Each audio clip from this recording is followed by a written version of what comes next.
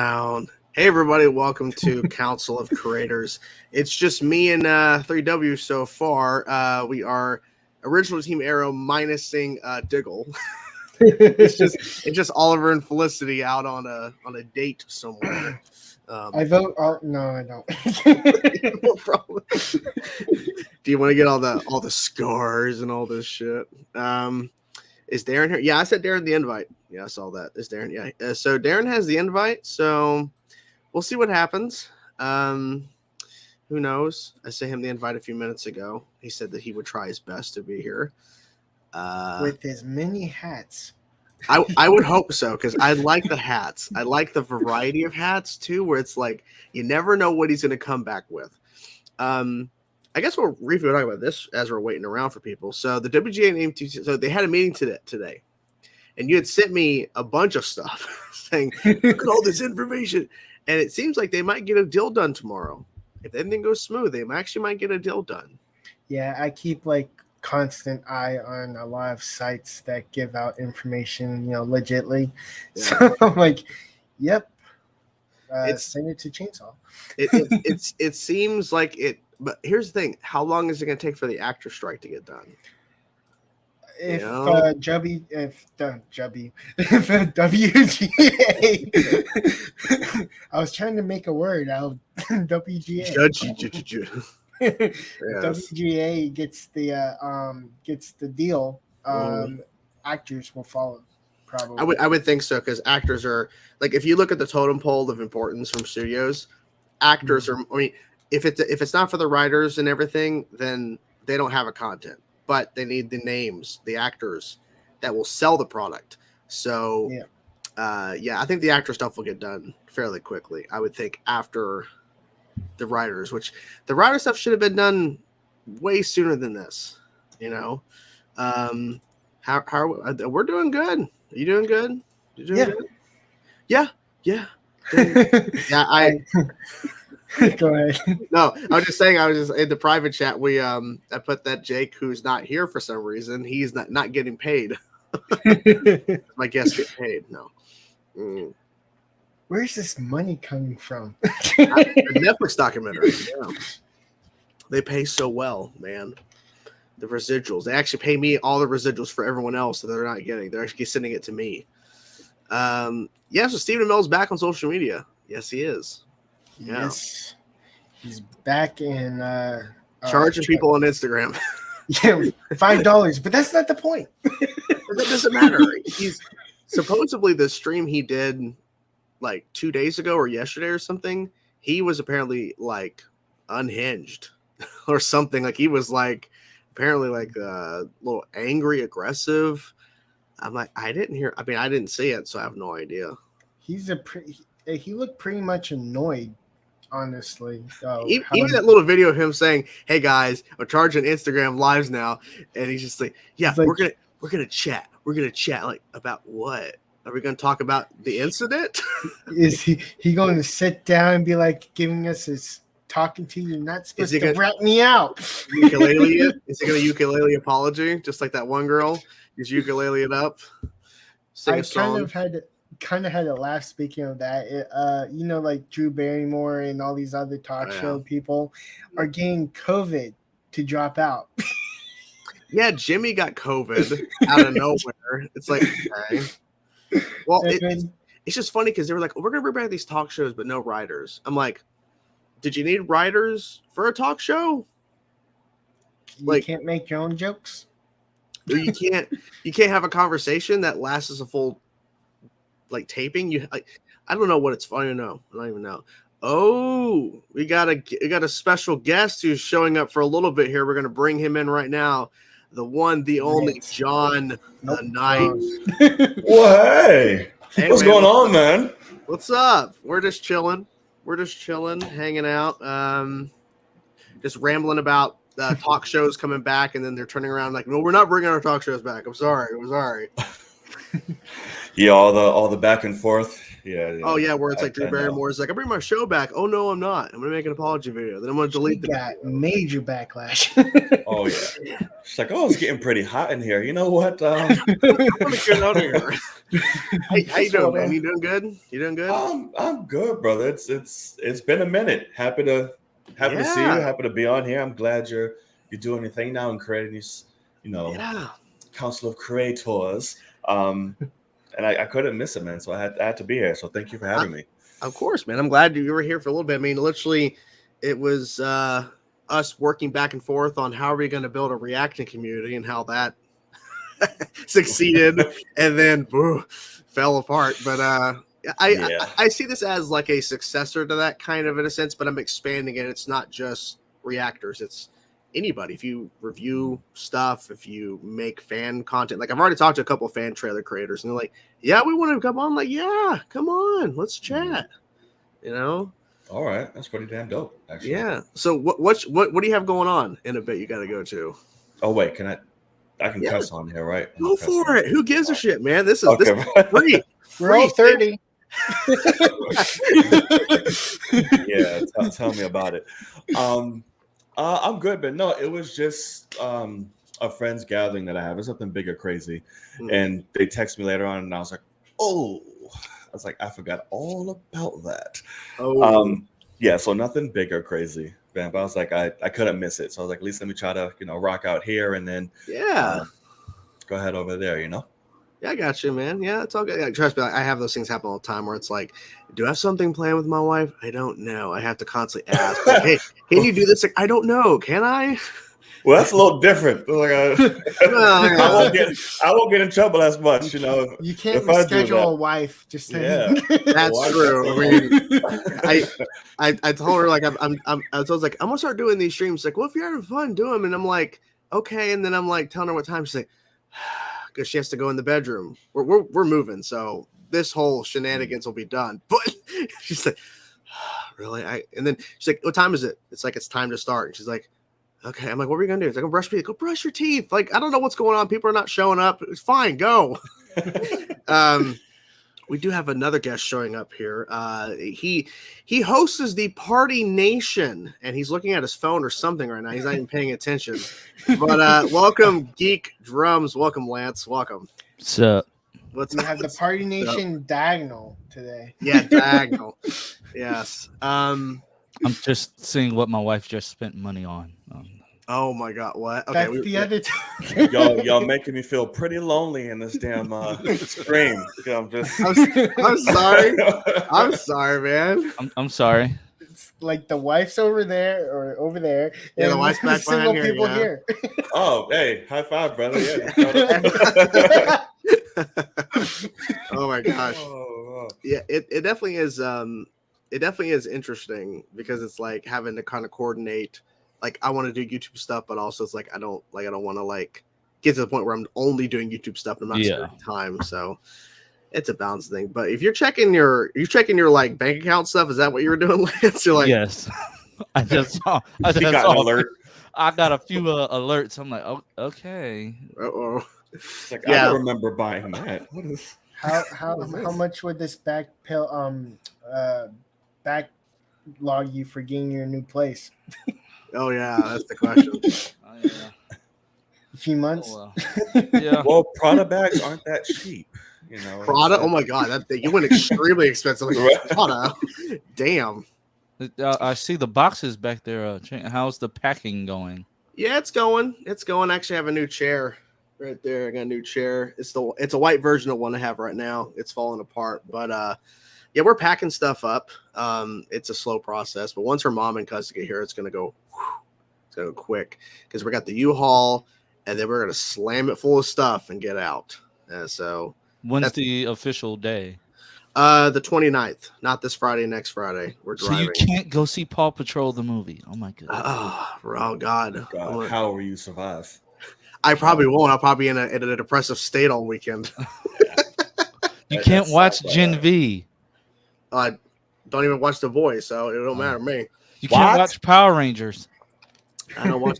Yeah, you don't watch The Voice?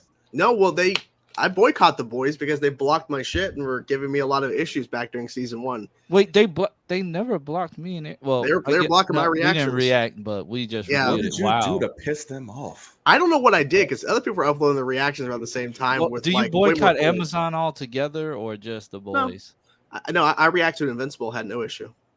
Wow. I bet the boys be fine now, but at the time, I'm like, I'm trying to get my videos up. I'm having to re-edit this thing 7 or 8 times. I'm done. So is the copyright like blocking worldwide or just everything? And even though the video's been up for 24 hours, they block it after getting like over 5,000 views. I'm like, it's pretty good, and block. And then I'm like, okay, I'm gonna dispute. And they're like, no, we're gonna keep it blocked. I'm like, but what about this person who showed 15 plus minutes? I used less than 10, and they're barely cutting shit. So yeah. Like, okay, I'm done. So I was done. For me, it's Sounds a about right. matter of certain music that I use. Well, will yeah. get blocked worldwide. Yeah, that's also a thing. Yeah. We do have another guest showing up here.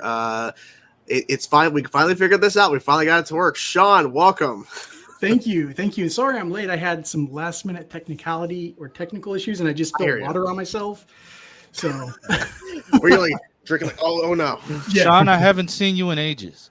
Yeah, man. What's going on? It feels like it's been like 7 weeks. Has it been 7 weeks? Man. Yeah, I can see the water stain right there in the middle. I took a drink out of this and I misjudged. Did the lid fall off or did it just It just okay. Yeah. It happens. Yeah, you know. You gotta be careful with these water bottles, man. You never know. Dangerous They'll items. get you. They'll get you. My wife is obsessed with these like tall water bottles, and I'm like how many? And she only uses them from water. How many do you need? Oh, I gotta get behind them. She's got like 6 or 7. I'm like, you don't need that many for water, Right. but whatever. Yeah. I can't win. You know. It's like what? I mean, you do have to replace them. Water bottle. Yeah. Now and then they get kind of stinky, and you have to like toss them. But that is a little bit much. A little bit. Yeah. You know. I can't really complain though, because she's still working as of right now until we move, and I finish up my job, and so she's bringing in the money. So right now I gotta, you know. So What are you gonna do? when you quit, did you make like a big scene out of it? Like, Oh no, I gave my well, I don't want to go into too deep into this because I don't want to get angry again. But I set my last day 3 weeks in advance. Last day. So I was going to finish out the day because I had to get my PTO pay time off that's remaining plus my remaining money. Okay. My mother, who's worked at the same company for 16 years, I worked there for 12. She built like the department that she was running. Over 20 plus people she was working over and being the manager for. She called me 9 o'clock the day after she told me my grandpa is basically dying, and it's freaking me out. I'm losing my mind. She calls me at 9 a.m. And the way she starts the conversation, you're not gonna believe what just happened. I know she wouldn't call me to tell me that he passed away like that. She got fired the day I was leaving. My last day, she got fired with a bunch of other people out of nowhere. What? And they didn't trust. And even though she's been there for 16 years, they escorted her out the building, didn't allow her to pack any of her stuff. That's messed up. Yeah, so they were going to be having a meeting at 11 a.m. with all the people via Teams or whatever who's remote, and I was remote. And they basically told me to clock out before that meeting because they did not tell the truth in that meeting, because I would have spoke up and said, they just fired a bunch of people. They fired my mom. That your jobs are not safe. So they told me, you're going to get paid for the rest of the day. Like, you worked full day. We're going to give you a PTO. You're done. Bring your stuff in before that meeting because they knew I was going to cause a scene. So, yeah. So I still would have caused one. I would have snuck in that meeting. But hey, guys. Hey. Yeah, I really could have clocked out and still joined the meeting. But, yeah, it was a mess. Wow. But yeah, so that all occurred on Friday, and and I had a job opportunity. I did some training today. Find out what they told me price wise I would make per month is not true. So that fell apart. So I didn't complete the training. I'm like, shit. Was it another remote job? Mm-hmm. And it was one that I was really looking forward to. And 3W knows back because I told him that I had interviewed for this. And I was like, this is going to be a lot of work, but I'm willing to do it because this is awesome. It's a great opportunity. And they're like, well, what we told you actually isn't true, because it actually requires a lot of gambling, essentially, to where you don't know if you're actually going to make this money. It all depends on how your things do. I'm like, well, what's the point of doing all this work if I can't guarantee a stable income? Yeah. Well, yeah, I do a lot of remote stuff as well, and I find that so during like pandemic and stuff, the jobs were like more legit than they are now. Yeah. And now the remote possibilities are kind of fly by night, unfortunately. Yeah, this would have been kind of like that, but I don't want to say the company name, but they basically told me $2,100 or $3,000 a month, which is more than I make. Oh. But then they're like, well, the base rate is $500 a month is what you'll get paid because you're under a contract, and then everything else gets totaled up over time, and then there's bonuses. And I talked to an individual who works there, and that person said, I've only hit that bonus twice this year, and it's not guaranteed, and it's all a crapshoot. Yeah. You never know how much you're actually going to earn when you get paid twice per month. I'm like, well, see, I hate when companies do that. That's how they get people into like interview and hype excitement. It's like, here's how much you're going to make. Yep. Meanwhile, that's how much what your potential can be. Well, that's what it's typical, a typical pay range. And the thing is, that's what was said in the email back saying, thanks for applying. This is the typical pay range. We want you to do this, this, and this. Cool. And then it went from that to in the interview. Okay, same thing again. She's telling me the same information. Here's typical pay range, not realizing you have to work 40-hour shifts per week, which is a regular job, but you're not an actual employee. You're a contract, and it's all a gamble. Yeah. I'll type in the actual chat what it is. That's a hell no. Actually. You're not alone in being fired from something. Yeah, this is the company. I'm not saying it out loud, but yeah, they lied. Ooh. Mm-hmm. Really? Oh. Yeah. Holy crap! I did the training today, and even if I was to take the position, oh my, the amount of things you actually have to do on top of doing the actual thing itself. I don't know how I pull off my quota every day. Dude, I don't know how I do it. I mean, and that would be like right up your alley too. Exactly. And I was so excited for it. But then I'm like, oh, so literally I have to hope for every single thing I put out whenever they decide to put it out hits and delivers. And how can I tell? Because they put out so much stuff every day. How is my stuff going to get viewed? Wow. I'm not surprised. I actually heard a lot of bullshit comes with them. Actually, so I'm kind of not surprised about that. But oh yeah, I also found out some other stuff too from the person who does work there. So, and that person has told me some things, and I won't say. Yeah. So, yeah. Well, I mean, their accuracy is kind of questionable as well. Hit or miss. Yeah, pretty much. That's putting it very mildly. Right, very mildly. It's miss or miss mainly. Yeah. Oh my. But still, it would be an amazing opportunity if it was like for real, like with the money. If it was literally, if I had a better minimum pay and then everything else is bonus, I'd accept it. Because I mean, hey, that's a good opportunity. We have another special guest who's showing up here. I'm glad he's here because I was like, is he going to show up? Daren is here. Hello, Daren. I knew he was coming. It's just a Party Nation triangle. Literally, literally triangle. But I mean. Chainsaw, I get what you mean because here's my story quickly. So everybody knows what I do is like my side / main job is, well, I play drums at different places. So showed up to my my very first gig that I have on Sunday mornings. It's at 9:45 in the morning. Showed up as usual. And this is for my aunt's church. So I don't stay I play from like 9:45 till about 10:30 so I could go somewhere else where I get paid more.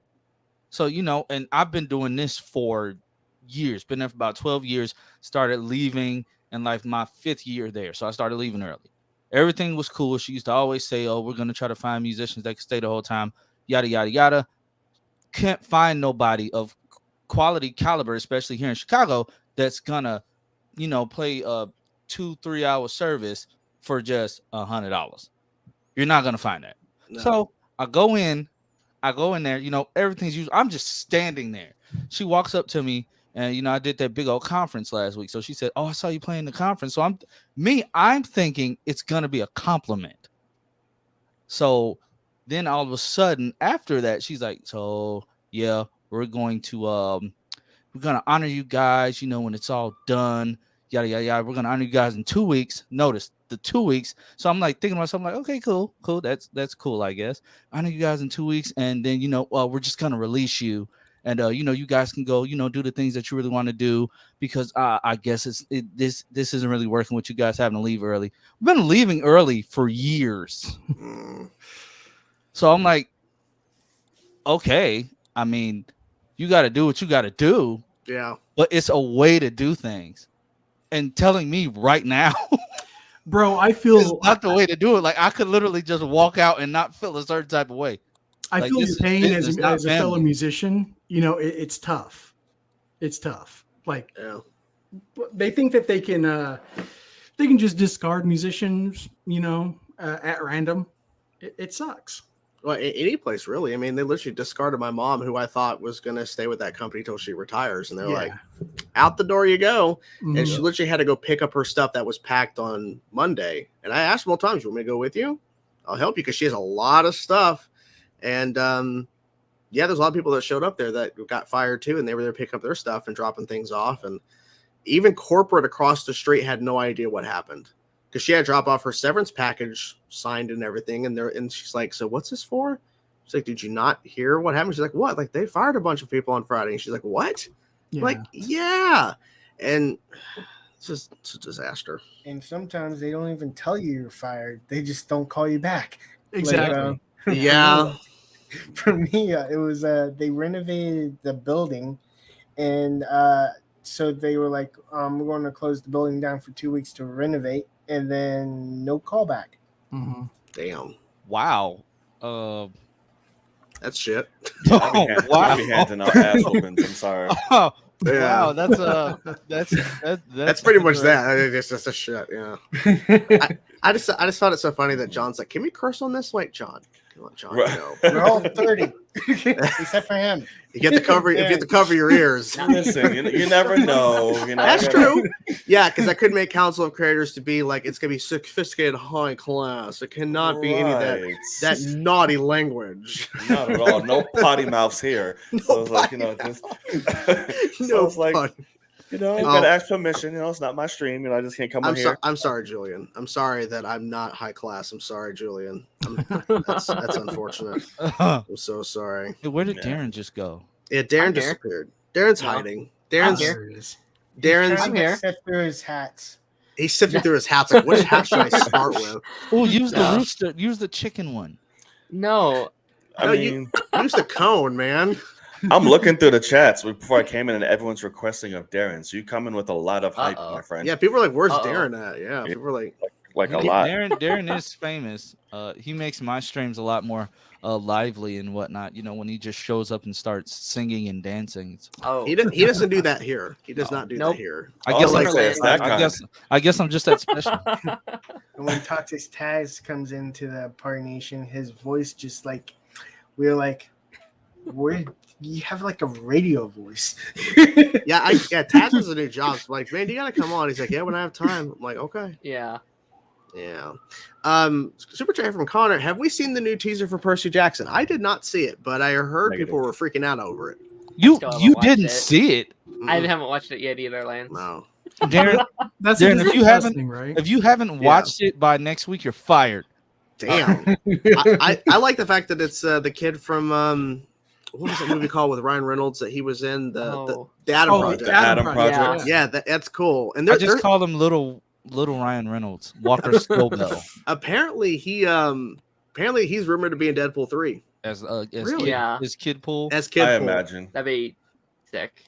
He knew every single line to Deadpool that there is on the set of Adam Project. Yeah, bring him in as Kid Kid can Pool. Be a young Ryan Reynolds, and they found him, and he literally was a young Ryan Reynolds in that movie, so he could just play young Ryan Reynolds, Wade Wilson, and that'd be great. It should be fun, but I did not see the Percy teaser because, quite frankly, honestly, I do not care. You should. Hot take. Yeah, I've cared. I've barely watched the movies. I didn't read the books or anything like that, so I'm like, I just don't care. If anything, I'll probably watch it for Lance's last outing. Oh yeah, Lance Reddick. Yeah, he's done it. Yeah. I was about to say my I was last like, outing. what's going to happen to GeekDrums? What did I do? Yeah, sorry, Reddick. Sorry. Yeah. Lance over here. He's like, yeah, it's my last outing. I'm quitting acting after this. They're one and done. I was like, don't worry, nothing's gonna happen to you, Lance. I promise. Yeah, he only. I'd say check like this. The movies didn't do it justice like the trailer. Yeah.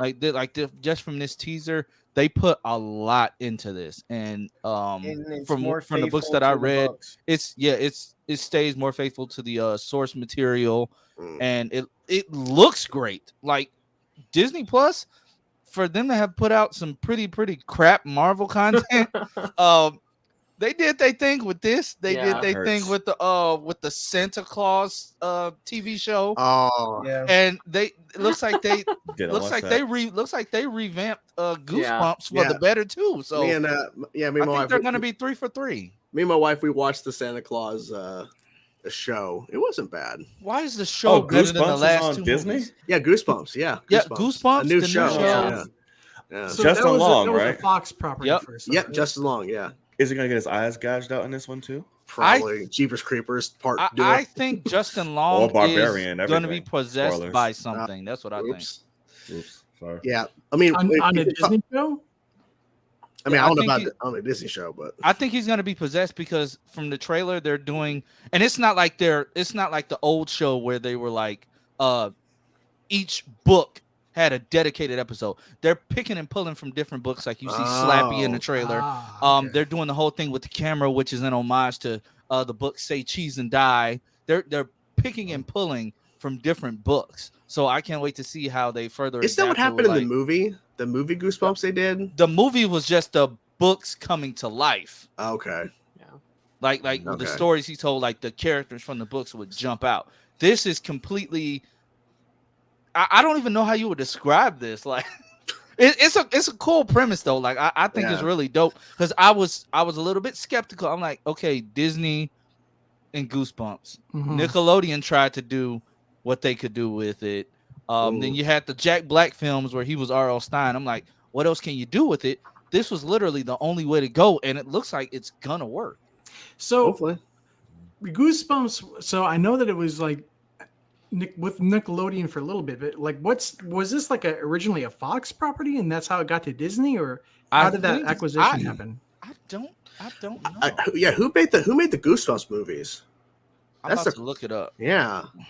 I mean, also too, like the creator of Goosebumps, R.L. Stine, he could have sold the rights to Disney after it lapsed with whoever else. Now, who knows? Because I think he's still writing Goosebumps books. I think he's still writing. Connor's saying here, Lance Reddick plays as Zeus. So that is he playing Zeus? Yep. Yeah, he's playing Zeus. Okay. I saw there was an image. I know an image was shown. It's like, okay, that's Lance Reddick. That's cool.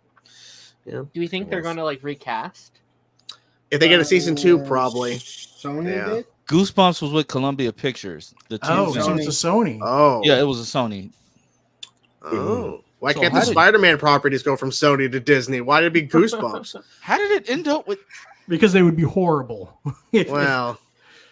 Well, not that Sony has like done banging up jobs. Sony's crushing with the animated Spider-Man. Yeah. When it comes to like Morbius, they're like so hit and miss. Like, yeah, they are. And I think Kraven the Hunter is going to be a dud. Well, we'll see. Are they hit or miss? Well, I mean, the Tobey Maguire films were really good. Those are boring as hell. I mean, like outside of Marvel, I think they do solid, right? Gotcha. Like Jumanji movies and stuff like that. I mean, Ghostbusters really Afterlife was great. Yeah. Jumanji was great. Yeah. Uncharted was ass. Yeah. I didn't even say it. I was like, what's the point? I gave it a chance the other day. It was. I couldn't. I watched Mutant Mayhem today. Teenage Mutant Turtles. It was good. Brilliant. It was good. I love that film. It was good. It's so good. I can't wait for the TV show, and I cannot wait. So don't judge me. I'm playing the tie-in game. There you go. I just have no interest, man. I have no interest. It just seems, and I grew up with Turtles, like I'm sure everybody else did on this panel. Yeah. It just it seems really the animation is what loses me. The animation is really good. No interest in Mutant Mayhem. Oh Yeah. my god, it's so good. Oh my god, it's so good. I give it a shot. It's on Paramount Plus right now. Okay. and it's a lot more relevant than I thought it would be. Like all the jokes and phrases and terms. I'm like, whoa, and this and really the up thing to date. with the thing with the animation, because I get what you're saying. Because at first I'm like, okay, this is it's weird. off-putting at first. It's off-putting, but then once you hear what the directors and everybody were going for, it's supposed to look like it was drawn by a kid. Like the little squiggles and scribbles. Yeah, I noticed windows, that with like the light. It'll be little scribbles and stuff. Yeah, it's supposed to look like that. There's a shot of Splinter, and he's talking to the four of them, and there's a light like in front of him at like a table, and like the way there's like squiggles around the line to show that it's pulsing or something. It's like small little things. I'm like, I'm noticing those like little things like that. Yeah. So I heard the only reason they did this movie was to like re-up the copyright. Potentially. I mean, the story is really good. Yeah. The story is really good. And honestly, that could be true, but Seth Rogen had been brought in to do this reboot before the pandemic. Yeah. If I remember correctly. He's a damn good producer, man. Yeah, he was brought in a while ago after the Rise TV show went off, because they were trying to basically revamp it like they're trying to do with like they're trying to do like Netflix is trying to do with Power Rangers. They want to keep this thing alive. Yeah. And I'm really glad they went this route, making the Turtles actual teenagers first. Like people were saying, I didn't like that. I'm like, I get it. That's because we have to get the kid aspect.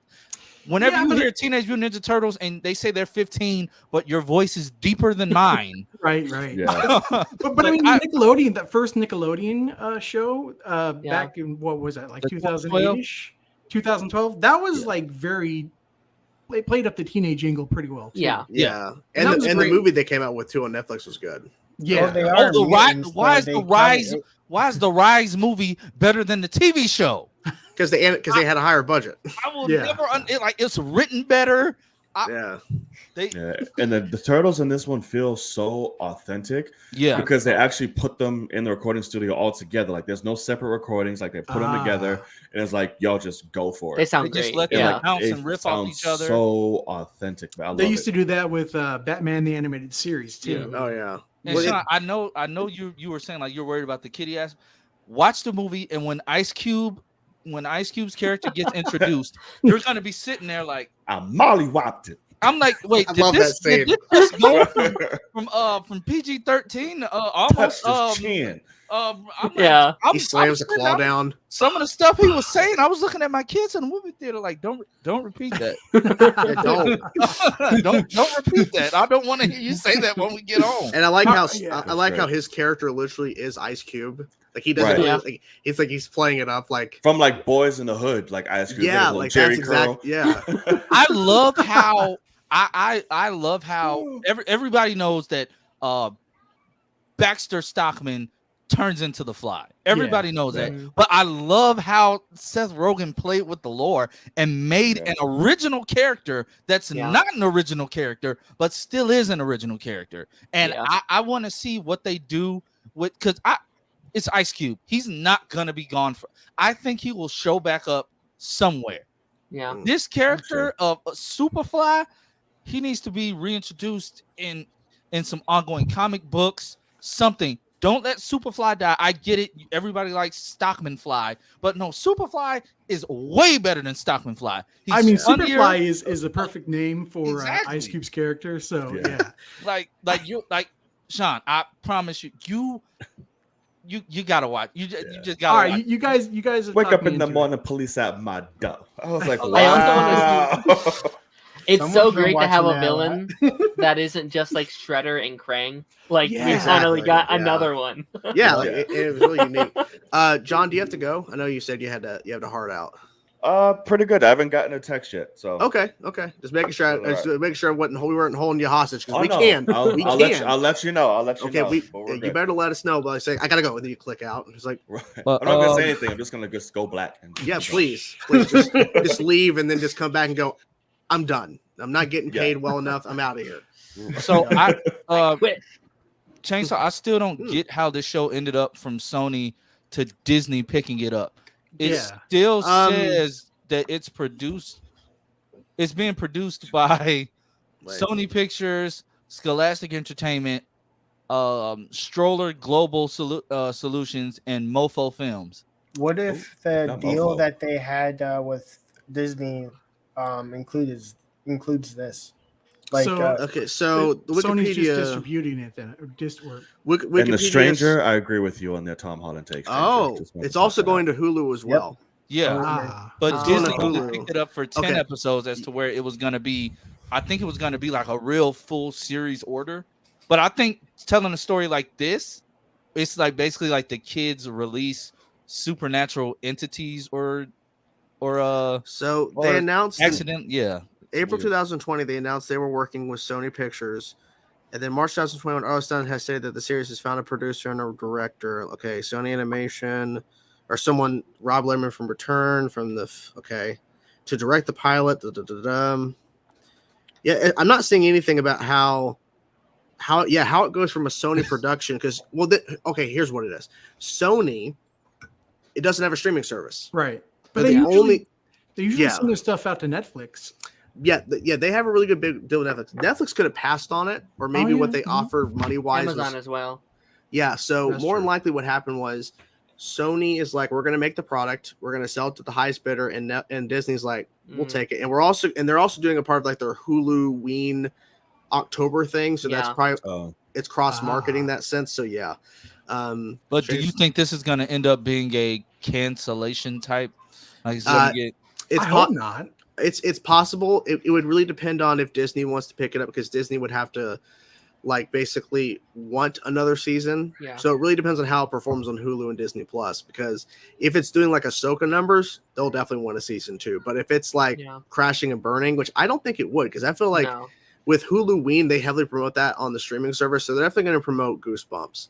So let me ask you guys, what are the Ahsoka numbers? Because I just, like the other day I took out the $1.99 Disney Plus deal, and I just started the first episode. Ahsoka's fucking amazing. It's so goddamn good. Oh. I don't want to spoil it for you, but yesterday's episode that aired last night, episode 6, perfection. It's so good. And Rosario I've had a critique about the show, and it finally paid off. They finally did it.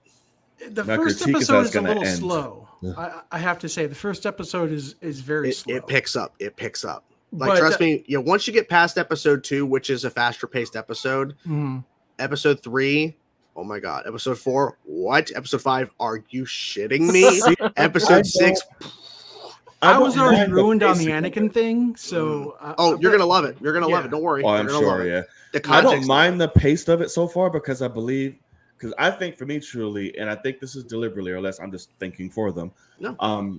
It perfectly aligns with Ahsoka as we see her and meet her. Like, she's just so very just this reserved, laid back kind of character, and everything around her moves to that degree until things start, happening, and she's forced to kind of, well, you'll see as the story goes along. But I would prefer the slower paced first episode, over the show detouring, which it does not do, like other Star 100%. Wars Disney Plus shows, where, because at the end of episode 2, when you watch that final shoot off and then it goes to credits, your mind might go to, oh my god, they're going to detour. Oh my god, they're going to detour. If you can sit through 6 parts of Obi-Wan, you can. Oh yeah.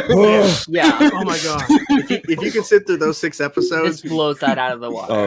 You mean Leia? Not Obi-Wan. Leia? You mean? Yeah. Well, hey, look. Let's be honest. She was adorable. Like, she was adorable as Leia. She was great. Yeah. I don't give a damn. Like, why am I saying so much of you?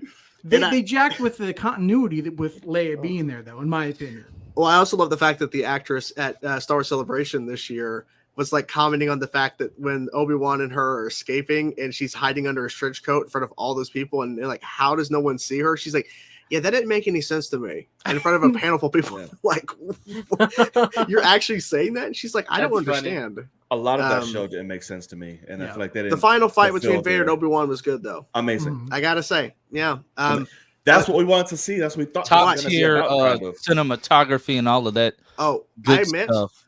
But if you want a better, more Imposter Lands. Wait, what?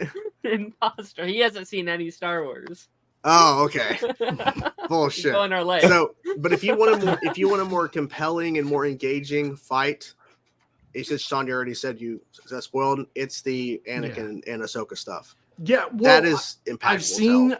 I've seen stills of the scene, and Hayden Christensen looks like a boss. Oh, he looks amazing. He looks exactly like he pulled from the Incorrect. So hot. I love that. Something that can't exactly spoil it for him because he probably hasn't seen it. No, but if you love Clone Wars, you love Rebels.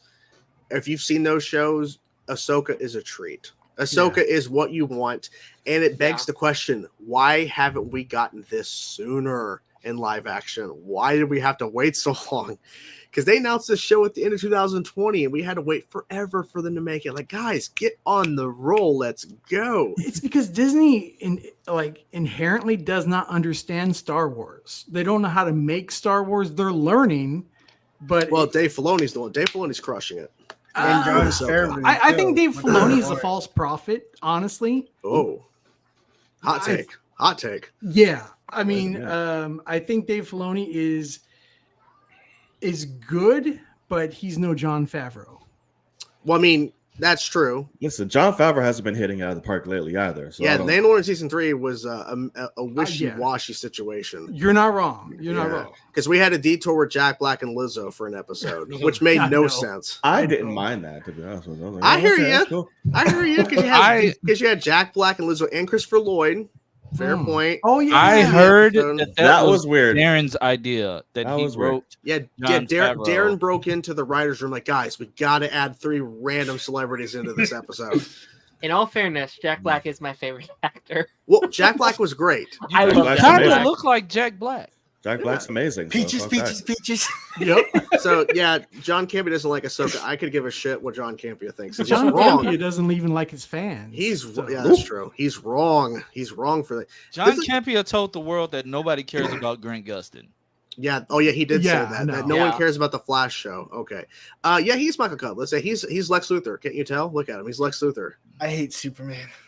Actually, wouldn't it be you hate Lois Lane because I don't think he didn't really care about. He was really angry about her writing. Your writing sucks. What CW's Lois? Yes, you got. I think she's the best Lois we had. To be honest, she's amazing. She's amazing. Come on. Much better than Amy Adams' ass for sure. Dude, Erica Durance from Smallville. The best. Oh, don't bring up Smallville. 3W is going to come in here with like all of his fucking Smallville takes. No, I love Smallville. Like somebody who spoiler alert, I do not like Superman. Like, nobody's perfect, man. Nobody's sorry. Like I'm Batman all day over here, but I hear you. I feel that Smallville was like my, I don't want to say introduction, obviously, but I was like, oh, this show's the shit. I like something of Superman. Got it. But then it kind of stopped there until Henry came and all that good stuff. But I love Smallville, man. Yeah, Smallville. I mean, Smallville was not comic book accurate. It was just about the journey of Clark Kent. It was an adaptation of an original story. I loved it. Yeah, adaptation of an original story. Yeah, I mean, I love seeing all adaptations. I love seeing Clark develop his powers, like.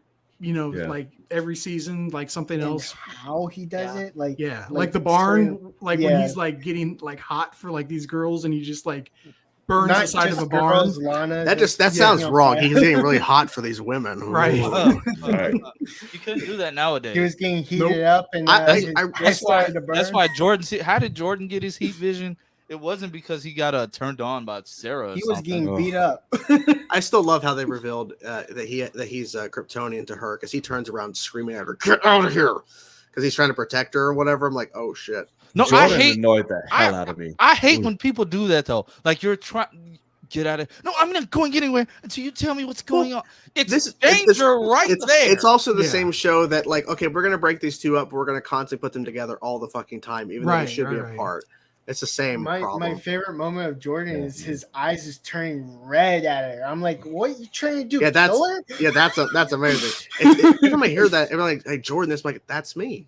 I'm Jordan, but no, it's that Jordan. And when I talk about Jordan, like I'm talking about myself, and now I'm talking about this kid who's like, I'm still in love with you, but we're not together. I'm like, shut up, dude, shut up. Your real name's Jordan? Yes. I saw him at the movies the other day. I was like, oh, that? hey. Oh, you did? You saw that guy? Oh, yeah. You saw one time I was like, you're annoying as hell. But I didn't tell him that. But I saw him in my movie theater the other day. And you're thinking like, I'm gonna go there and tell me he's annoying as hell. I'm gonna go and tell him right now. Did you guys hear shoot your eyes off now, buddy? Jordan Elsas, Tyler Hoechlin, and Alex Garfin are reuniting for I saw that. for a panel at a con. Yeah, that's gonna be kind of strange, but like, didn't they all unfriend each other? Like, didn't they all unfriend Jordan? Who? I swear they all unfriended Jordan Elsas when he left the show. Is that the dude that played Jonathan? Whatever. Yeah, who played John the first few seasons. That was a whole like weird. He didn't want to come back because he'd be bisexual. Was that what it is? No, it's because just like there's mental health. Yeah, he was checked into a whole. He checked into a whole facility. Yeah, there was other rumors of supposedly what occurred, but there's no concrete information besides what he said on social media. But the thing is, it's because he was out on the picket lines a while back and was photoed with Lois and Will Parks, who plays John Henry Irons. So like, okay, there seems to be, they're okay. So like maybe it really is it might have been actually that. So it could have been. Yeah. And the actor who plays Steel, I mean, that is like the best live action version we've the only live action version. Oh, what well, you mean Shaq didn't do it for you? No, Shaq. Dude, he was in LA. Come on. I mean, like he was based in LA. I thought Shaq was the best one. What are we talking about here? Uh-oh. I've seen that movie a couple of times. You know, I loved it when I was younger, but after I read the comics, I was like, this is stupid. Nothing about that suit screams Steel. Like he was wearing chainmail. At all. Yeah. Wait, there wasn't another live action Steel? Yeah, with Shaq. Yeah, with Shaq. I it didn't say DC on it, so I didn't bother with it. Yeah, well, I mean, wasn't it like 94, 95? They started branding. Yeah. Don't watch it. It's not. It'll scar you for life. After DC saw the quality of the film, they decided not to brand it. You know, they're like, no. Wow. I really Here's wish a man trying to save the ghetto in a steel suit. That's like it's important. 2.0. It's important. It is, but not in that way. It's negative 2.0. They should have got you, John, to play Steel. Let's do that. Let's do that. Yep, absolutely. Or John Stewart. I'm waiting, baby. Dude, I can see him as a younger Chris Williams, Black Lightning. I can see it. Oh. You know what? Black Lightning was canceled way too soon. That's a good show. It's Chris's fault. It's Chris's fault. Mm-hmm. Who? Oh, Chris Williams. Oh, he was the reason why it got. So what actually happened was why it got so abruptly canceled, like in the middle of filming their 4th season. He was already pissed because of what they did to Damon Gumpton's character when they basically blew that man's chest, back, and innards out in the finale. He was mad because they were not told about that until the filming of the episode. Damon Gumpton got on Twitter. I remember it to this. He got on Twitter and let everybody know. He literally spoiled it before the episode happened. He said, I was just informed that I will not be coming back next year. I don't know what happened. I don't know what I did to deserve this, but I just want to let the fans know. That way, when the finale airs, you will not be blindsided.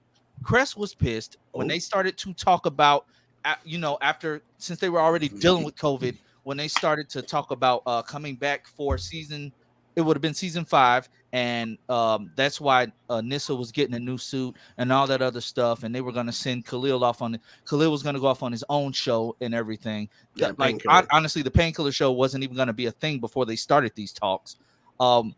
Cress basically said, I'm not going. He was only contracted for 4 seasons. I'm not going to renew my contract. I'm done. Which is why, if you notice, when everybody said goodbye, nobody posted photos with Cress. Nobody tagged him in anything.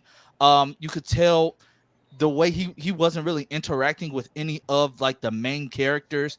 Him and China Anne McClain had beef, which is why in the finale, if it was a Jennifer scene and a Cress scene, it was literally a body double. They would never be in the same room at the same time. The whole final season of season 4 was a mess. Not a Fate of the Furious. And by the way, it was a body double in the suit too.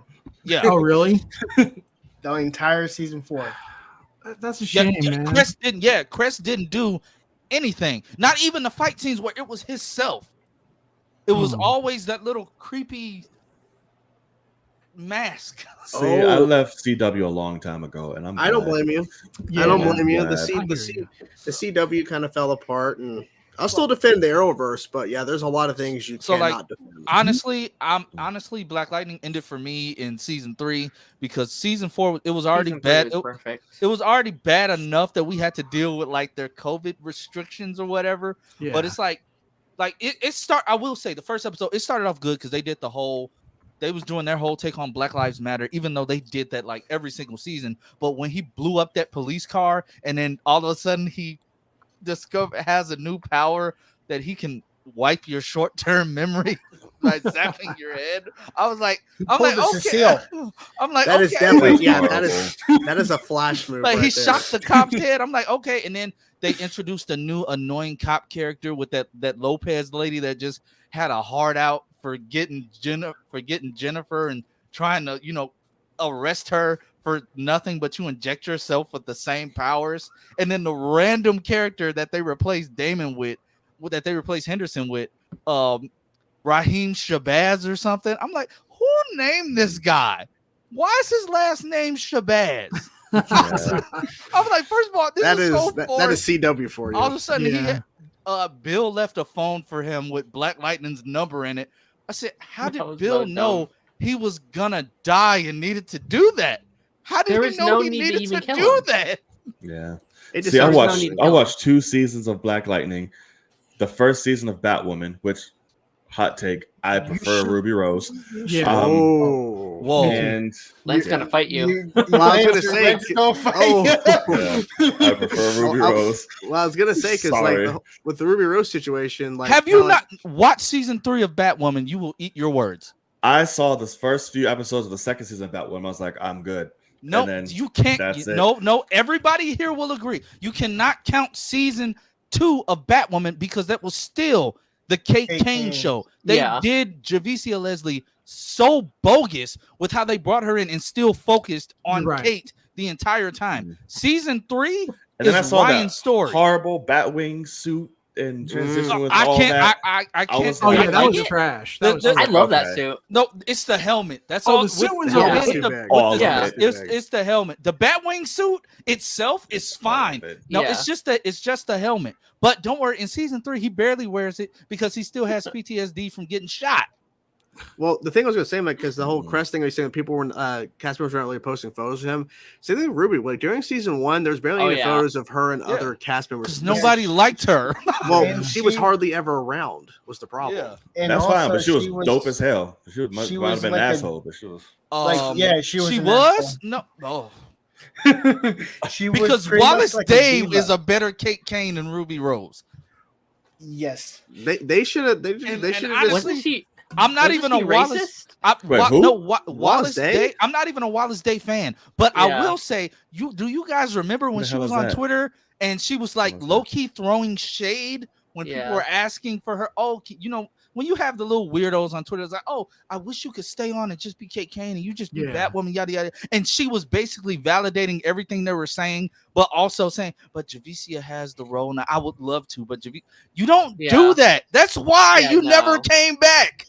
You don't do that. They would have had to like recast her again. Yeah. Well, I've I didn't finish Batwoman, but what I will say is, season 3 actually felt like a proper series. Yeah, I hear it's the best season of the show, but my thing is that instead of the whole notion of like where they're lying about they're going to recast Kate for season 2, and they're giving all this misinformation, and then they're like, oh, we're actually create a brand new character.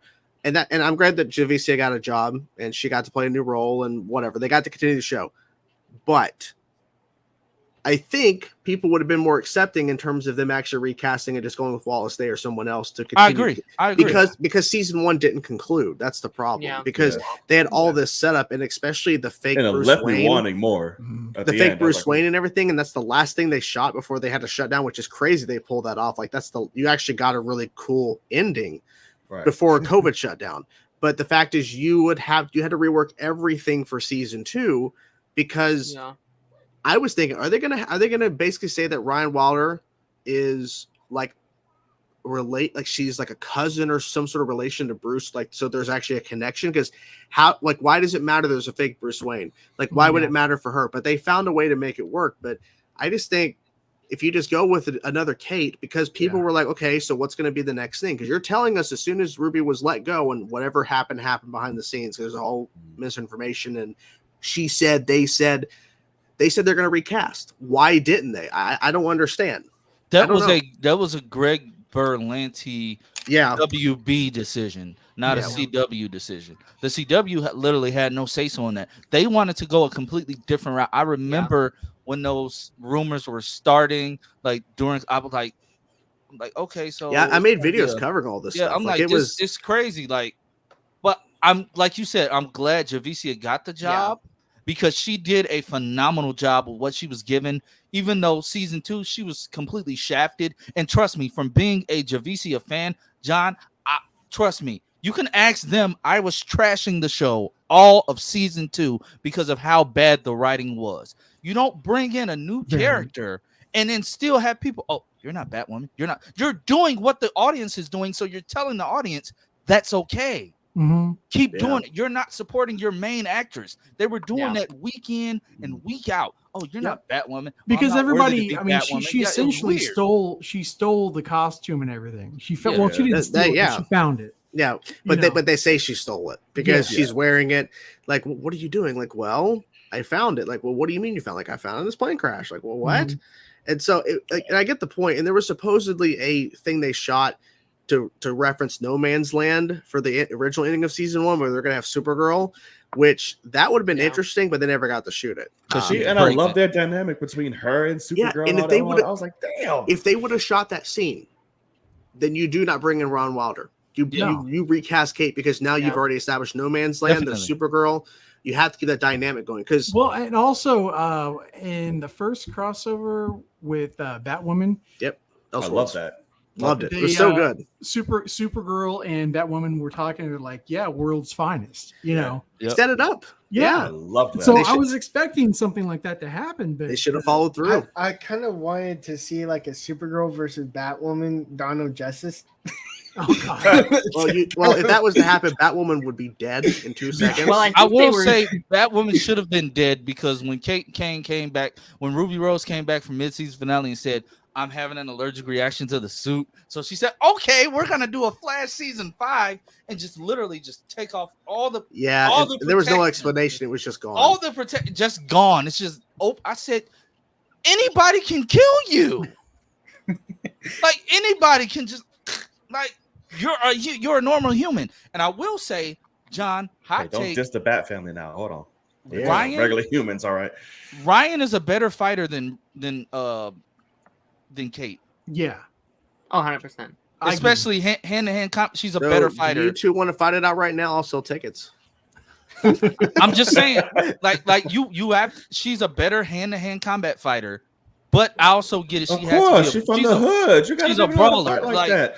Like, of course, you gotta be on the P's and Q's, son. Like in Flash season 9, when she had to beat up herself, I said, "Yeah, you giving you some go." Like, why was she hitting herself? Just kidding.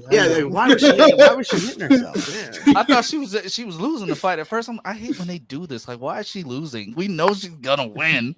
They have to keep you in suspense. Stakes, stakes that are not really stakes. Meanwhile, Barry's on the ground like this. It's never stakes. Well, if you really want to, that's all of season 4. Barry constantly is just on the ground. His powers ain't working for some reason. No, season 4 when Barry blasted Wally, and he didn't come back into the scene until after Barry had figured out how to shut off the suit. It's so Wally walks up. Oh my God, I barely watched The Flash. I said what? I don't blame Arrow, you. I don't. or- you need a Arrow. You should watch Arrow. But Arrow was great. I get your point about Flash because Wait, I have a question that will make or break this entire stream. Did you watch Legends of Tomorrow constantly? Yes. No, not at all. Okay, Good. cool. Just checking. Good. Just checking. Okay, No. you're cool. Wait. You're cool with me. You don't want to watch a train wreck each week. You don't want to do that. Yeah, Oh, not come at- on, man. Wait, not did you at all. enjoy It's fun. Supergirl season 1? Never watched Supergirl. Okay. At this point, I'm checked out of like CW and all that. So I'm just kind of like, I got you. Well, Like, I Supergirl sprinkled in season some one Well, that was stuff. CBS actually. Yeah, that was CBS season 1. And that was actually Oh, the okay. best. That was the best season, in my opinion. They had I don't care what nobody Mm. says. They have the best de-aging tech because Callista Flockhart looked like she was in her early 20s. That yeah, I entire- know. That them the best CGI villain scenes was didn't. Rain. So maybe it went all to her. Yeah. I Well, I mean, think it did. if you want to talk Supergirl season 3 with Rain, that's Yeah. the season for me. Agent Liberty. Love Yeah, Rain. oh four. yeah, Agent Yeah. Liberty. I love Season Rain, 4 though. goes hard. Yeah, because I get this point too. Arthur Dardevil. Yeah. So after what's his name? Oh God. Rip Hunter. Rip Hunter. Yeah. Once Rip left. I mean, even just He after left season, so much though. Well, yeah. After like season 2, like it just kind of like it shifted away from being a DC show. When it's called DC's, it just became more of like how fucking weird can we get? It just looked Yeah. goofy and stupid. I was It like, was what's just. happening? I mean, At season 4, they started to go campy and Yeah. less but action. that's DC Comics though. DC Comics has like your serious comics, and then you've got your offshoots that are kind of campy and like adventurous. And I feel like Legends kind of fit in that comic. Was going in that like certain era of comics Yeah. where it doesn't. Yeah, I get that point.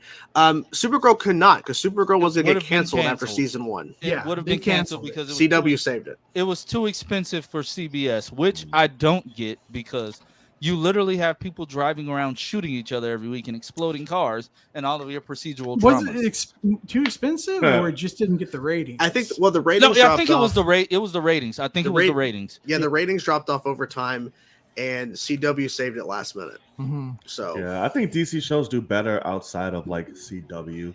And I'm glad And- season 2 happened though because of the Chris Wood and Melissa. Oh yeah. Well, I Monel? mean, if you Well, follow the no. if you follow the domino effect, now we get to the point where on Cameo, he's like, "Pay me $500 and I'll do a cameo." Oh. So I feel like we kind of went off track there, but yes. So I mean, she's But, probably yeah. happy this season. why too. did nobody? Why did and the hot take? Why did nobody cry? Misrepresentation when they didn't cast a Asian American actor to play Monel. Because if you look at Monel in the comics, Monel is Asian.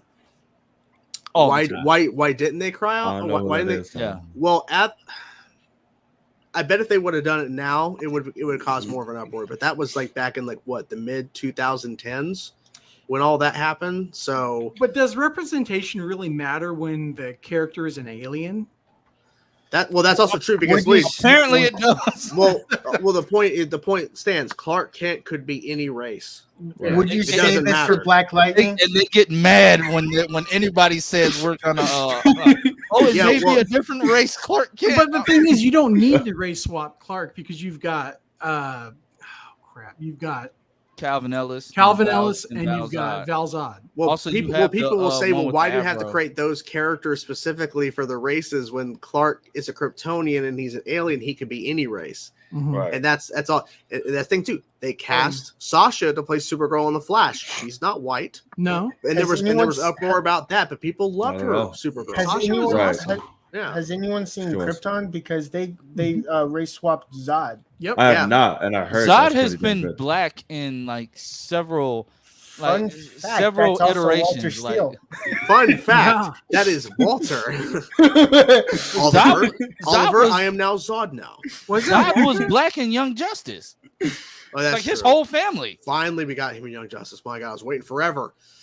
I would So not be Young Justice surprised if officially Zod is goes black now? in My Adventures Oh. with Superman. Yep. So the Hollywood Studios writers near agreement to end strike. Hopefully tomorrow. Yeah. Uh-oh. Well, thank Uh-oh. God. Hot Yeah. take, Fran Drescher is going to go on the record saying, I think the WGA folded too easily. And us over here at SAG, we will not take Well, here's the- anything. And then she's going to start crying. Well, the I mean, fact. we're already like a year behind, backed up as far as like production. So yes. Every single day the writers are not working, the longer it's going to take to get stuff into production. Yeah. Yes. So, and I need my SWAT season 7. Okay, I need SWAT season 7. Oh, that's SWAT. Shamar Moore did not go on a cursing rant on Twitter to get this show renewed to just go on a writer's strike. Okay, well, he put a lot of blood, sweat, and cuss words into getting the show back. I need Lois season 4 to see how the fuck does that scene. I need my Beyond the Spider-Verse. Fuck all that. I need my Beyond the Spider-Verse. Well, Beyond the Spider-Verse wasn't coming out no time soon anyway. I don't give a damn. They didn't do any work. Indefinitely. It's postponed indefinitely until it happens. I think it was gonna be indefinitely anyway because they didn't do anything. I'm like, how do you drop a date for a film and you haven't done anything, and then you're gonna come out and tell us, oh, these people don't know what they're talking about. But yeah, we haven't done anything for real. Lance, do you not know how the Hollywood works? They always drop dates and releases that they never hit. It happens all the time. But then you drop a cliffhanger like that. Look at the history of the DCEU, man. Yeah, right. That's true. The DCEU announced a slate of films. The second episode of The Flash aired for season 1, and they dropped, we're doing a Flash movie, we're doing this, and you none of that happened. Like you know how I knew Cyborg wasn't happening? And it was before all the Ray Fisher crap. How I knew Cyborg wasn't happening is when they randomly, because they didn't even announce that Jovian Wade was gonna be in Doom Patrol. When they just randomly dropped the news online, like, yeah, Cyborg's coming to do what? Cyborg's coming to Doom Patrol. And I watched it. Oh, he's better than Ray Fisher. Oh, yeah. I was just going to say he's better than Ray Fisher. He's not getting so good. Yeah. So good. His first episode, I rewatch that all the time. Yep. His first episode is amazing. Doom Patrol either. And honestly, now that's blasphemy. They're finally putting out the last episodes in October. That's the longest show ever. Yeah, because they delayed it for so long because they were trying to wait till the strikes are over, and they realized we can't sit on it any longer. Still going on? How many episodes are in a damn season? Like, it's so goddamn. Have you guys heard about this Impulse Flash fan series? No, I saw. No. Yeah, I saw like the first episode, and I thought it was like for being a fan project, I thought it was very cool. The acting's very kind of dodgy, but I might check it out. It's very cool. Spider-Man Lotus. It's not better than Spider-Man Lotus. Oh, you fucking. Oh, you might have been. Is it that bad? Is it that bad? I don't think they're racist, so probably. I think you're gonna get a proper Ginger as Jimmy Olsen. I think in the Superman Legacy. Yeah. I think we need a proper Ginger. What's that dude's Gordon. name? He's already out there. What's his name? Oh, damn it! He just did a TikTok with his dad. KJ Apple. I have no idea what his name is. Don't say KJ Apple. Don't you dare bring in Riverdale in this. No. We need a proper blonde, blue-eyed Barry Allen. Was in the Quarry epic game. Highs and lows of the what? In the Quarry game. He was in the Quarry game. Anybody played the Quarry? The new the last horror game? No. Is he the one that's rumored that James Gunn's following on social media or something? I think so. Yeah. He's really good. Yeah. It's possible, but then again, they can't say anything because, like, right now, if you announce casting, it's like. Yeah. Plus, if he doesn't have a contract, he might come back after the strike and go, "Well, you're going to pay me actually more because I could do this other project when you want to." Because as soon as the strikes are lifted, they're going to rush into production for Superman Legacy. It's going to be casting He's a perfect Jimmy. We're gonna be so. There's busy gonna be so much YouTube. Casting news once the strikes lift. We're gonna be so busy on YouTube. There's gonna be a lot of projects announced, a lot of casting news that's gonna drop like as soon as the strikes lift. Oh, okay, we got this person, and plus they gotta get all these schedules together because all these actors. Okay, crazy. Because do the contracts they had before the strikes, do they lapse? Mm-hmm. Is there a certain time where they actually can get out of their contracts to do other projects? Because studios are going to be cramming and trying to get these people because they want to get their products in the can now and get it out next year. Henry Cavill back as Superman. Henry Cavill? Ooh. I was going to say The Rock comes back as Black Adam for Superman Legacy. Oh, my God. I actually wouldn't hate that. He was, listen, I loved him as Black Adam. I don't give a damn what nobody says. Ezra Miller continuing as the Flash. No. In fact, I think, and I've said this on Twitter a bunch, but I think in the DCU, I think we need to have Ben Affleck back. I agree. Oh, sorry. we need to have a Ginger Wally West. We're never gonna have Wally West. We're never gonna have. We're never gonna have a main Wally West, and the reason why, which I hate it, is because Warner Brothers is so stuck. He could cameo, but they're so stuck on Barry Allen. Rightfully so. I here's the counterpoint. That movie tanked. Yeah, that movie lost them hundreds of millions of dollars. But the TV show didn't, so they know people love Barry Allen. But the thing is, they've done Barry over like for 9 years. They did. James Gunn and Peter Safran are going to shock us. Yeah, they're going to focus on Wally. Barry's going to be in the opening of that movie. He's going to get lost in the Speed Force, and the focus is on Wally. Don't lose him. Don't make it Lucas Till and lose him. Because if Lucas Till is my fan cast for Barry Allen, the blonde hair, the blue eyes. If they go Wally, he's going to be older. Who the hell is Lucas Till? He's not going to get lost in the Speed Lucas Till was on X-Men. X-Men Origins. He was Scott's brother. Scott's brother. He was Havoc. Really? Yeah, Havoc. Have you seen the fan art of him as Barry Allen? It just works. I like Havoc in X-Men Evolution, which I'm watching right now. That's pretty fun. So to see him. Look, I love Barry Allen, and if they can actually cast a correct Barry Allen this time for the cinematic universe, then I'll be down. But I mean, I love the Justice League and Justice League Unlimited cartoons so much that I would rather see Wally West. But I'm Shaun. good with. Shaun, hot take. Keenan Lonsdale gets introduced as a black Barry Allen. Hey, I would be down for that. See, I think a lot of people, like your DC fans, your old school DC fans, are going to have an issue when you race swap like legacy characters. This is my fan cast for the Flash. I think this would be a great Flash right here. Oh yeah. He'd be great. Yeah, but I will say Grant doesn't want to do it though. He's too old now, quote unquote. He's too old. Hey, but for what they're trying to build, Can we be honest? James Gunn is gonna do something weird like this and make the main Flash like this version of Jay Garrick for the DCU. I mean, it's possible. Well, I think we start with Jay Garrick. I think that we do like a JSA movie first, and he's in there. I love that. And then I'm down for that. We can do like a Wally instead of a Justice League movie. To throw us a twist in part 2 of Gods and Monsters announcement, instead of Justice League to end it, it's a JSA flashback that then ties into a Justice League movie later with Breck Bassinger as Stargirl. Yes, ain't gonna happen. But I had your point. John, did you not watch Stargirl, John? Nope, sure didn't. That's not even legit CW. Stargirl is like the most comic book accurate show that. It's so good. I mean, so it started on the DC Universe streaming service, and it moved over to the CW because they needed a place for it. But it is way more comic book accurate than anything else on the CW. And it's just freaking amazing. Cinematography. It's up there with special like effects, Daredevil for me. Acting. Who's that? Hey, Omni. Who's that? Who looks like he sings? Me? Grant, I think. I try. Yeah, we can all sing. Grant was on Glee. Yeah. Grant. Yeah, because No, I mean, look, movie actors, Amy Smart and Luke Wilson. I like the idea, like Daren said. I think JSA, and then that villain ties into a storyline that happens in the Justice League movie, or that villain comes back, right? Like that's like a flashback movie.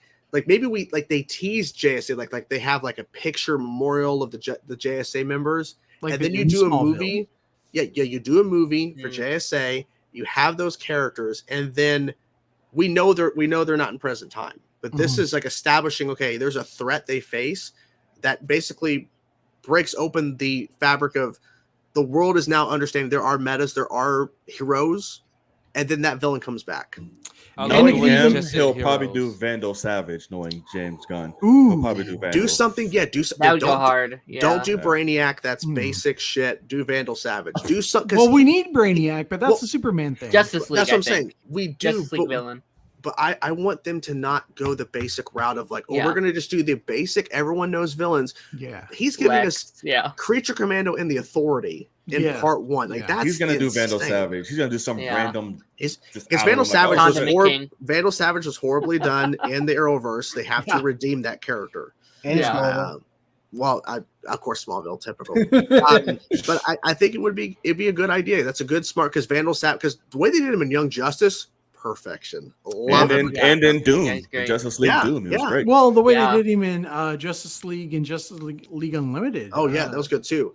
So, and the fact that James Gunn said, "Oh yeah, Justice League, that's an inspiration. That shows an inspiration for my okay, Vandals like that makes sense." As well. And I think Darkseid is going to play a heavy role. Once we establish the character, because Darkseid was always around, doing something. It's like, ooh. I hope they wait. I want to see Superman let loose against Darkseid. Oh yes, I want them to not recreate, but I want the scene where Clark lets loose and fights Darkseid to the fullest extent, and that's when he had Brainiac within him as well. So he was like, Darkseid was even more powerful. So I don't know what I want to see. You know what I want to see in the DCU. I want to see Kara with her horse boyfriend. What? Horse boyfriend? Huh? Yeah. The hell? That's a deep cut. I don't think you can show that on in film. That's gonna get past the R rating. Aquaman's what he's riding right now. You might need a pay code for that. You guys need to read up on your comics. It's an old Supergirl comic. Does anybody? Like a horse that turned into a Has anybody here watched Cobra Kai? Yes. No. Yep. 100%. Bro, what do you watch? Dude, Cobra Kai is amazing. I told you I gave up on the whole DC stuff, but I haven't watched because you mentioned Supergirl. Stuff. I think he watches the news. He watches the news. This person right here is my fan cast for Supergirl. Peyton List. Peyton List. Oh, you called it. What? Peyton List. That's my Supergirl. I want her Supergirl. Yeah. Yes. She can do her own. She can do her own stunts. Obviously, it's very different with being Supergirl, but I think she'd be great as Supergirl. But also, the actress who voiced Supergirl in what is the animation where she was? Oh, jeez. The one that's new. Yeah. Okay, yeah, that one. Okay. Fun fact: she just played Jensen Ackles' mom in the Winchesters. Yes, she did. She did, and so she's. I think she's naturally redheaded, but she's blonde now. Oh, her. Yeah. Oh yeah. She's great. Yeah. See, we'll talk about all these fan casts, and they'll turn around. They're gonna get like Florence Pugh or some shit. Well, I wouldn't mind. I wouldn't mind Florence. I wouldn't mind Florence Pugh. Well, it's gonna be interesting with the Supergirl comic book that is inspiring Supergirl. Woman of Tomorrow. Yeah, Meg Donnelly. Yeah, Woman of Tomorrow. Because that Supergirl, she's gonna be really like. Aggressive. Yeah, it's gonna be Sasha. I'm trying to tell you. You think? Not gonna be Sasha. She's dead. What's funny is Meg Donnelly and Peyton List are both Disney. I think if you keep like grown up, like Disney actresses. Yeah, they are. Yeah, Meg Donnelly was on American Housewife. You have to get somebody who can do both Supergirl and Power Girl. All right. I want to see. That's going to be a James Gunn pull. He's going to pull a Power Girl. Yeah. The boob window. I don't know about that part, but that was something that Supergirl the show never did, which I'm surprised. And they better fulfill. If you know what I mean. Didn't we have the boob window a little bit in the animated series? A little. The boob window. The boob window. That's what it's called. I mean, it is. I hate it. This is my fan casting for Wonder Woman because Gal doesn't need to continue because I want a full reboot. I don't want someone new. Yeah. I want Jamie Alexander. She was Sif. I feel like she deserves a shot because her Sif has been underused. You have to keep in mind, man. They're all starting like younger and say fresh. That she sift through the role. Is it bad that I want Megan Fox after hearing her in Mortal Kombat? I'm gonna stop you right now. No. What about Alexandria? Say the least. Alexandria Daddario. That blade's enchanted. I think there's one reason that people want that casting. That blade's enchanted. Oh, the boob window killed my people. Yeah. Okay, Alexandria the boob window. That's why. Yeah, but Alexandria could also be a fantastic Zatanna. I mean, yeah, Zatanna. I can see Zatanna. So I'd rather her as Zatanna. And she was Percy Jackson. Not Percy Jackson, but she was just give her a boob window in the suit. I guess I could see her as I could see her as Lois Lane as well. Sorry, guys. I just now noticed we have another guest. I'm so sorry, sir. I'm hoping you're feeling better. Omn1media is here. Welcome. Release the boob window cut. Yes. What's going on, man? Can I have your What up? No. It was worth it. Allison Mack. Oh, my God. Oh, that's Supergirl. The Supergirl right there. I'll take it. Release all of her villains traffic. Release the release the cult cut. The cult cut. Jesus Christ. How you doing, Omni? How you doing, man? I'm doing a lot better this week. Okay. Yeah. Do you want to tell them what happened, or I know you said it off stream, or just the big C word. Yeah, he had the big C last week. He was on the stream, but he told us. That scared the shit out of me because I was like, "There's a few C's we can go there with that." I was like, I hope not. He got bit of the co. It was all in the back of my throat. How did you catch it? Got it. I went to a convention over the weekend before. He was yelling too much about X-Files and what happens. All I can say is COVID is something that's never gonna go anywhere. Nope, it's gonna stay here forever. It's the new. That was the first time in it's like the flu. 3 years. Right. It's so like it's been mutated so many times. It's not nearly as potent as the original strain. So which is good. I mean, just think about it this way. At least you're not up in years without it. At least you're not up in Florida with 3 Dubs where they had an outbreak of leprecy. Oh my God! Let me guess who started. I didn't even know that. Let me guess who started. How even? I don't. They said it happened along with the COVID surges. That it was leprosy. It happened miraculously. Let's just throw some of that on there too. Why not? No, they scared the people did in the article. I read the article. They said, but there has been a antidote for that for decades. I said, so why wouldn't you put that in the title? You just want to scare people. Click on it because they want people to panic. That's what the Black Death resurfaces. The reason why we kept getting outbreaks is because people vacation here. Yeah. Yeah. I mean, the media wants us all to like freak out. They don't want to like let us know. Oh yeah, and by the way, there's been an antidote for this for like 7 years. What's even funnier is we actually have a term for visitors that come here. We call them terrorists because they don't know is anything to do with the laws. Like they have car crashes. Do you constantly? we call them terrorists because it's terrorist season, even though they're tourists. Oh my! Wow! The fact that I saw this, I had to share it because I can't. This is weird as shit. Austin Butler as Lex, like that's weird. That is very weird. I can't. But I'm not mad at it. Yeah. I mean, looking into my soul. I'm not mad at it. I don't know about Elvis being Lex, but at the same time, sure.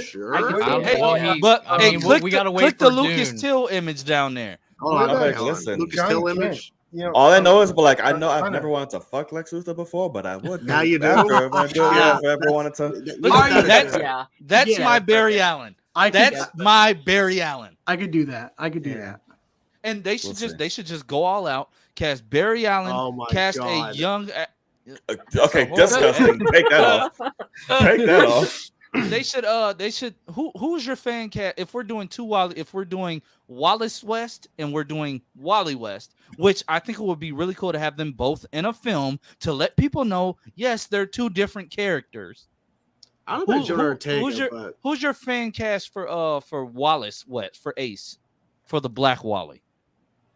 No idea. Shoot, what's his name?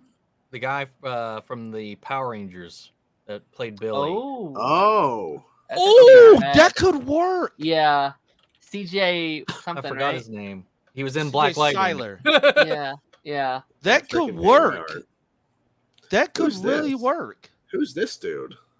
Travis Van Winkle? Who the fuck's that? Van Winkle. Don't know, but do we want Jen Ortega in DC? I don't know about Jen Ortega being in DC. As long as she's not Raven.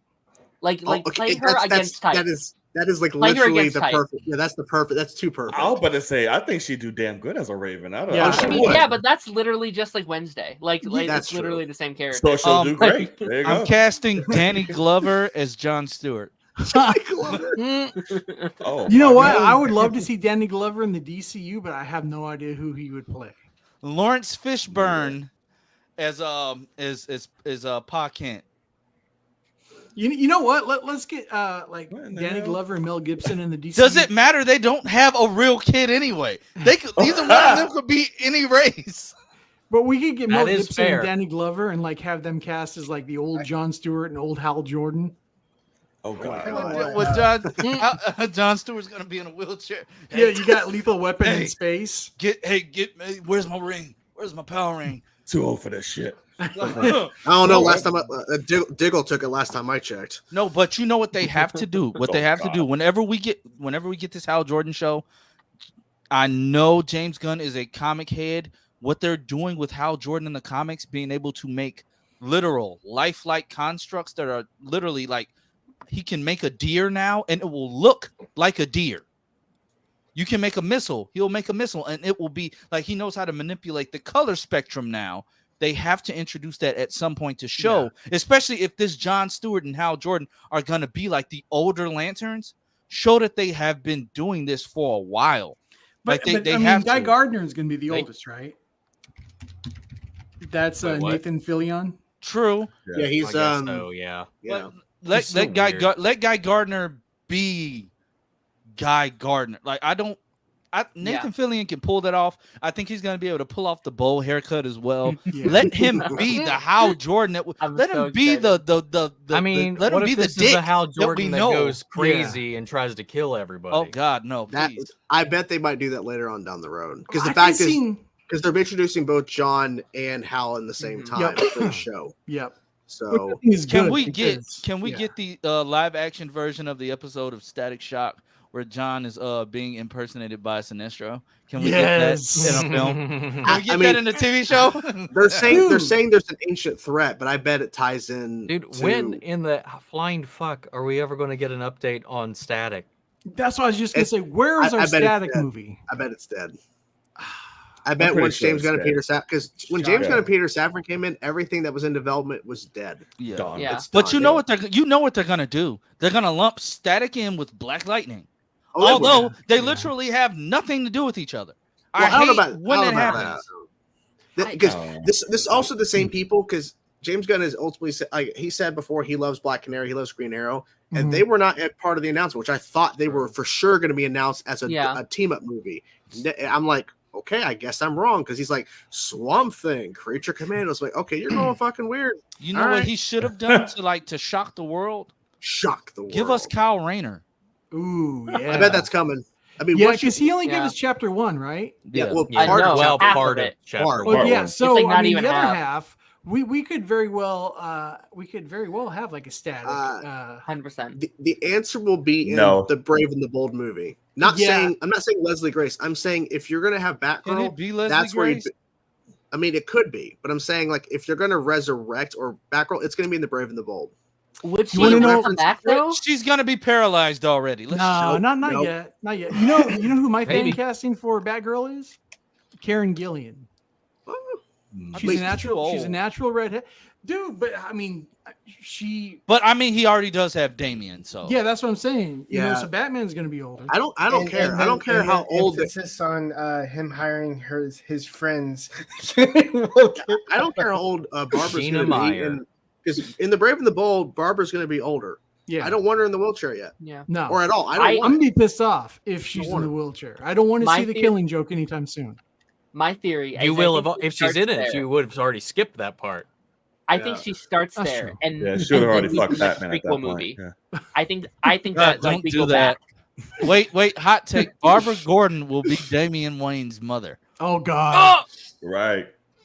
Killing Joke is canon. Killing Joke animated is canon. no, no, it's got to be Okay. Talia, man. I have an interesting fan cast for Barbara, Okay, and it's not Oh, no. Leslie. Oh, Megan Thee no. Stallion. Don't say oh no. what? who you got? Anya Taylor-Joy. Okay, Okay. All right. I'm Yep. down with that. we're not Catherine McNamara. That's not happening. No, I was about to say, hey, look, Mia. No, not Mia. I've got a fan cast for Green Arrow. I don't hate it. Stephen Amell. Right. Yeah. Stephen Amell. That's everyone's fan I want choice. him back as Green Arrow, Justin Harley. Let's go. I love Stephen Amell as Green Arrow. I mean, That's everyone now. He's getting older. I don't. I mean, just keep him as Spectre. No, Have a new everybody Oliver wants Queen. Charlie Hunnam. He's too old. He's in his 40s now. It's over. Yeah. They should have done that. They should have done that in the DCU 10 years ago. Steven, well, originally Steven wanted to be in the DCU. He was posting a bunch of shit on his Facebook. He's like, "Why can't I cross over?" Okay. What mean, about even as far back as a few months ago, he was talking about it too. Oh, Yeah. Well, it's just to get the. He's been trying to get in hard. Yeah. Well, he's just wanting happen. another job because I don't think Hill's going to get a season 3. I don't think so. Oh no! How He about fucked anybody himself. watched Hill? He fucked I himself. have not. That's it. Young Oliver. I'm with it. Yeah. Okay. I'm with it. Will he keep the act? Will he keep the? Can he play Lex? Yeah, and he would. Oliver. He played all. He's going to play everybody. They actually announced he's playing Lois Lane in Superman Legacy. Oh my goodness! Batman. They're gonna have to go for a traditional. I'd watch Green Arrow. He's gonna have to be the liberal, 100%. lighthearted guy. Yeah. Yeah, like Justin Hartley.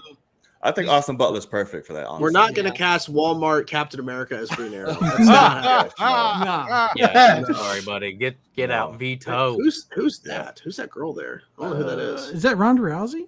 No. No. Oh, that's interesting. So multiple people there. Okay. I don't know about him. He's got controversy. Ooh, him. I like Oh, her. no. What's his I like him anyway. I don't even know who that is. You don't know who the blonde That's is? Ansel Elgort. Ansel. Whatever. Is that Avril Lavigne? Oh God. No, it's not Avril Lavigne. No, it's Yvonne. Oh, Yvonne Chuck. from Chuck. Yep. Yeah. Yeah. Shazam and what's Zachary Levi coming back as Shazam? No. I doubt it. No, I'm he's not. done. The second movie tanked. It ain't happening. Get Nobody Alan needs to Richardson come as back. Shazam. No There you one go. needs to come Get back. Alan from the Richardson DCU. as Aquaman again. Oh, Yeah, bring him back. Shazam. From That Smallville? seems It's like so a weird if reach. you watch Fast X. Does anybody care about Fast X spoilers? Anybody Yes. care? I saw it No. already. I saw it. It's glorious. 5 times. Glorious. So 5 times. Glorious. there's Yes, two it's worth Aquaman it. in that movie. Two Aquaman sure in that is. movie. Sure It's is. And they're both working with each so other. weird. Well, You know what? spoilers. Yeah, Alan Richardson was Aquaman in Smallville. Right? He was. I really Yeah. enjoyed Fast X. It was great. I loved I had it. to turn my brain off, but I mean, it was a lot of fun. It'll be hilarious if stuff that Jesse makes Buckley Momoa was also steals in that Fast movie. X. I know he played. Probably I three know he Aquaman. played a character in Marvel, but Batman. Mo played the best Joker in that movie. Who is that? He Let's did. have a British. It was Oh, that's Magneto. That's Let's Magneto. have a Michael British Fassbender. Batman. beautiful. I mean, everyone's still talking about James Jensen. Bond and Jensen Ackles. yeah, He's I still my want- choice. yeah. Okay, so I'd be okay since with them. James Gunn said the voice cast, like the animation voice, is going to be done by the live action people, I mean, Jensen Ackles might He make already- the transition. I mean, He he already is voiced also him. But currently. that continuity is ending though. Listen, if I tell But they people can like, listen, still- give him they some can cross acting. over because like Nathan Fillion crossed over before he went into the DCEU as Green Lantern. yeah. He voiced them before. Give him some He's voiced acting him a few classes times. and sharpen him up. I still want. He can still do everything. His own stunts. He can move in the suit. Everything. Just sharpen up his acting. Get Scott Adkins as Batman, and you'll be all right. And Bruce Wayne. So Okay. the Batman that we're going to have to get is going to have to be in his like at least mid 30s. Yeah. I would say Or- late 30s, maybe. Early You can 40s, You yeah. can have a Well, it teenager at a young depends. age. You can Yeah, Him get and it Scott Talia got it on when he was 15. Yeah, But the problem is we're going to be looking at another Affleck situation, and he's going to Older. eventually be too old. Yeah, so the question is too. Well, it's different how, between Scott Adkins and Ben Affleck. yeah, Scott can, well, like, well, the flip question around is and shit. how Yeah. early did Batman start in this continuity? When did Talia show up? Yeah. When did it turn to being sexual? And how old is Damien? Because Hey, it doesn't Damien even could, matter with Talia. What 'cause she if? drugs What him. if? That's So true. Batman could have been Bruce could have been 22. What if? Yeah. this- be in his like mid-30s. But is Damien going to be 10, or are they going to age him up a little bit? No. He needs to be 10. Well, I don't know. This continuity is Batman and Catwoman instead of Batman and Talia. Then it would be Huntress and not Damien. Yeah, and they've already said it's Damien. Well, they change it a little bit because unless they flip it to where he's actually with Catwoman when Damien gets dropped off. Because that would tank so much of what makes Damien Damien. You know what? 15's fine. I can see Damien as like 13 or 14. The thing is too, you better set up the race angle, because that's who he looks up to as his father figure. Yes. So we have to have him be craziness. I need that little child murdering people. and I can't stress this enough, but we need the actor to actually be a teenager. They're gonna get the kid from Umbrella Academy. We can't have another Chris O'Donnell. We can't have another Chris O'Donnell Robin. You know, the dude like pulled up to Wayne Manor on his motorcycle. No, stranger, get out of here with this bullshit. That's disgusting. Ban him. Oh, come on. Ban him for 5 minutes. I like Zachary Levi as Shazam, but man, no. Zachary Levi as Goku in the Disney Dragon Ball remake. Why? I don't understand. Hey, it's me, Goku. Horrible. So that's what the Daredevil controversy is, when Stephen the Knight came out and was basically saying how Disney is screwing over the crew with say that a lot about Disney though. Because they're rebranding Daredevil Born Again as a new show when it's the 4th season of Daredevil, basically. Yeah. I mean, they do that all shows the time. always do that. Yeah, like Dexter just did that. Yeah, they just did that to the kids' Spider-Man show. Now they're all wearing Spider-Man web something. Yeah, Disney does it to save on. Yeah. Disney does it to save on contracts, and that's why that's speaking up about this is also saying they should squash this. They should squash Daredevil. No, squash what the controversy is about, like taking a show, revamping it to like. They've done it for a long time. Like the what was it called? The Sweet Life of Zack and Cody or something. Yeah. Like after 3 seasons, they did Sweet Life on Deck. So it was still the same show, but they revamped it with a new show so that the contracts for the crew and cast was reverted back to season 1 versus season 4. What they're doing currently on like their network is really funny, because instead of doing that, what they do is they just take out the actors for they don't have to keep paying the like same contracts.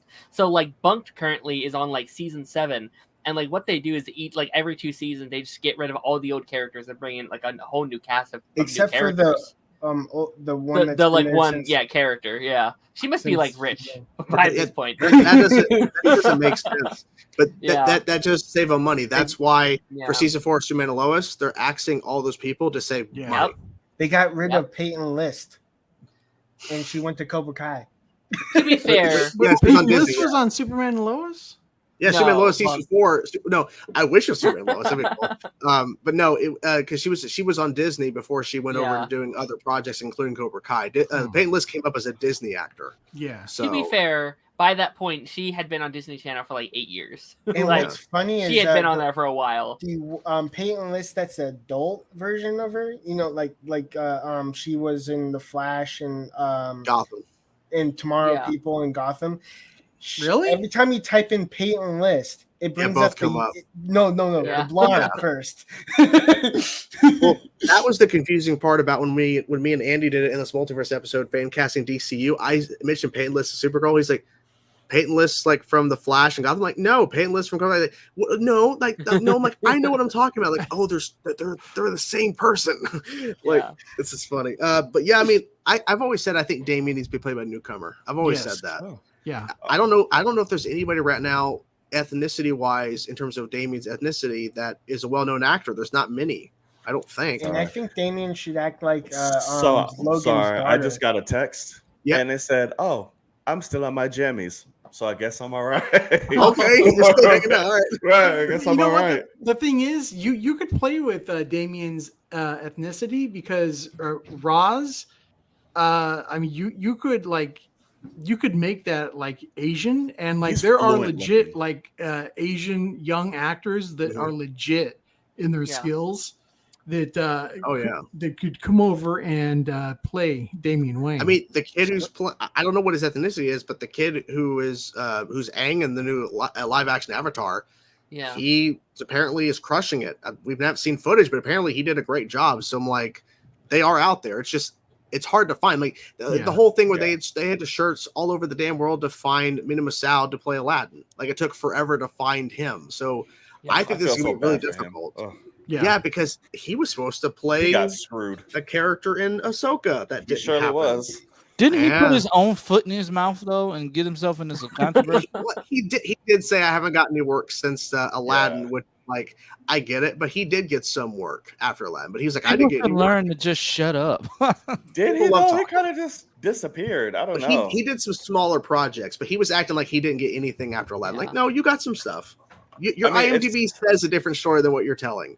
It's tough coming along, like Will Smith in a movie that's supposed to be about your.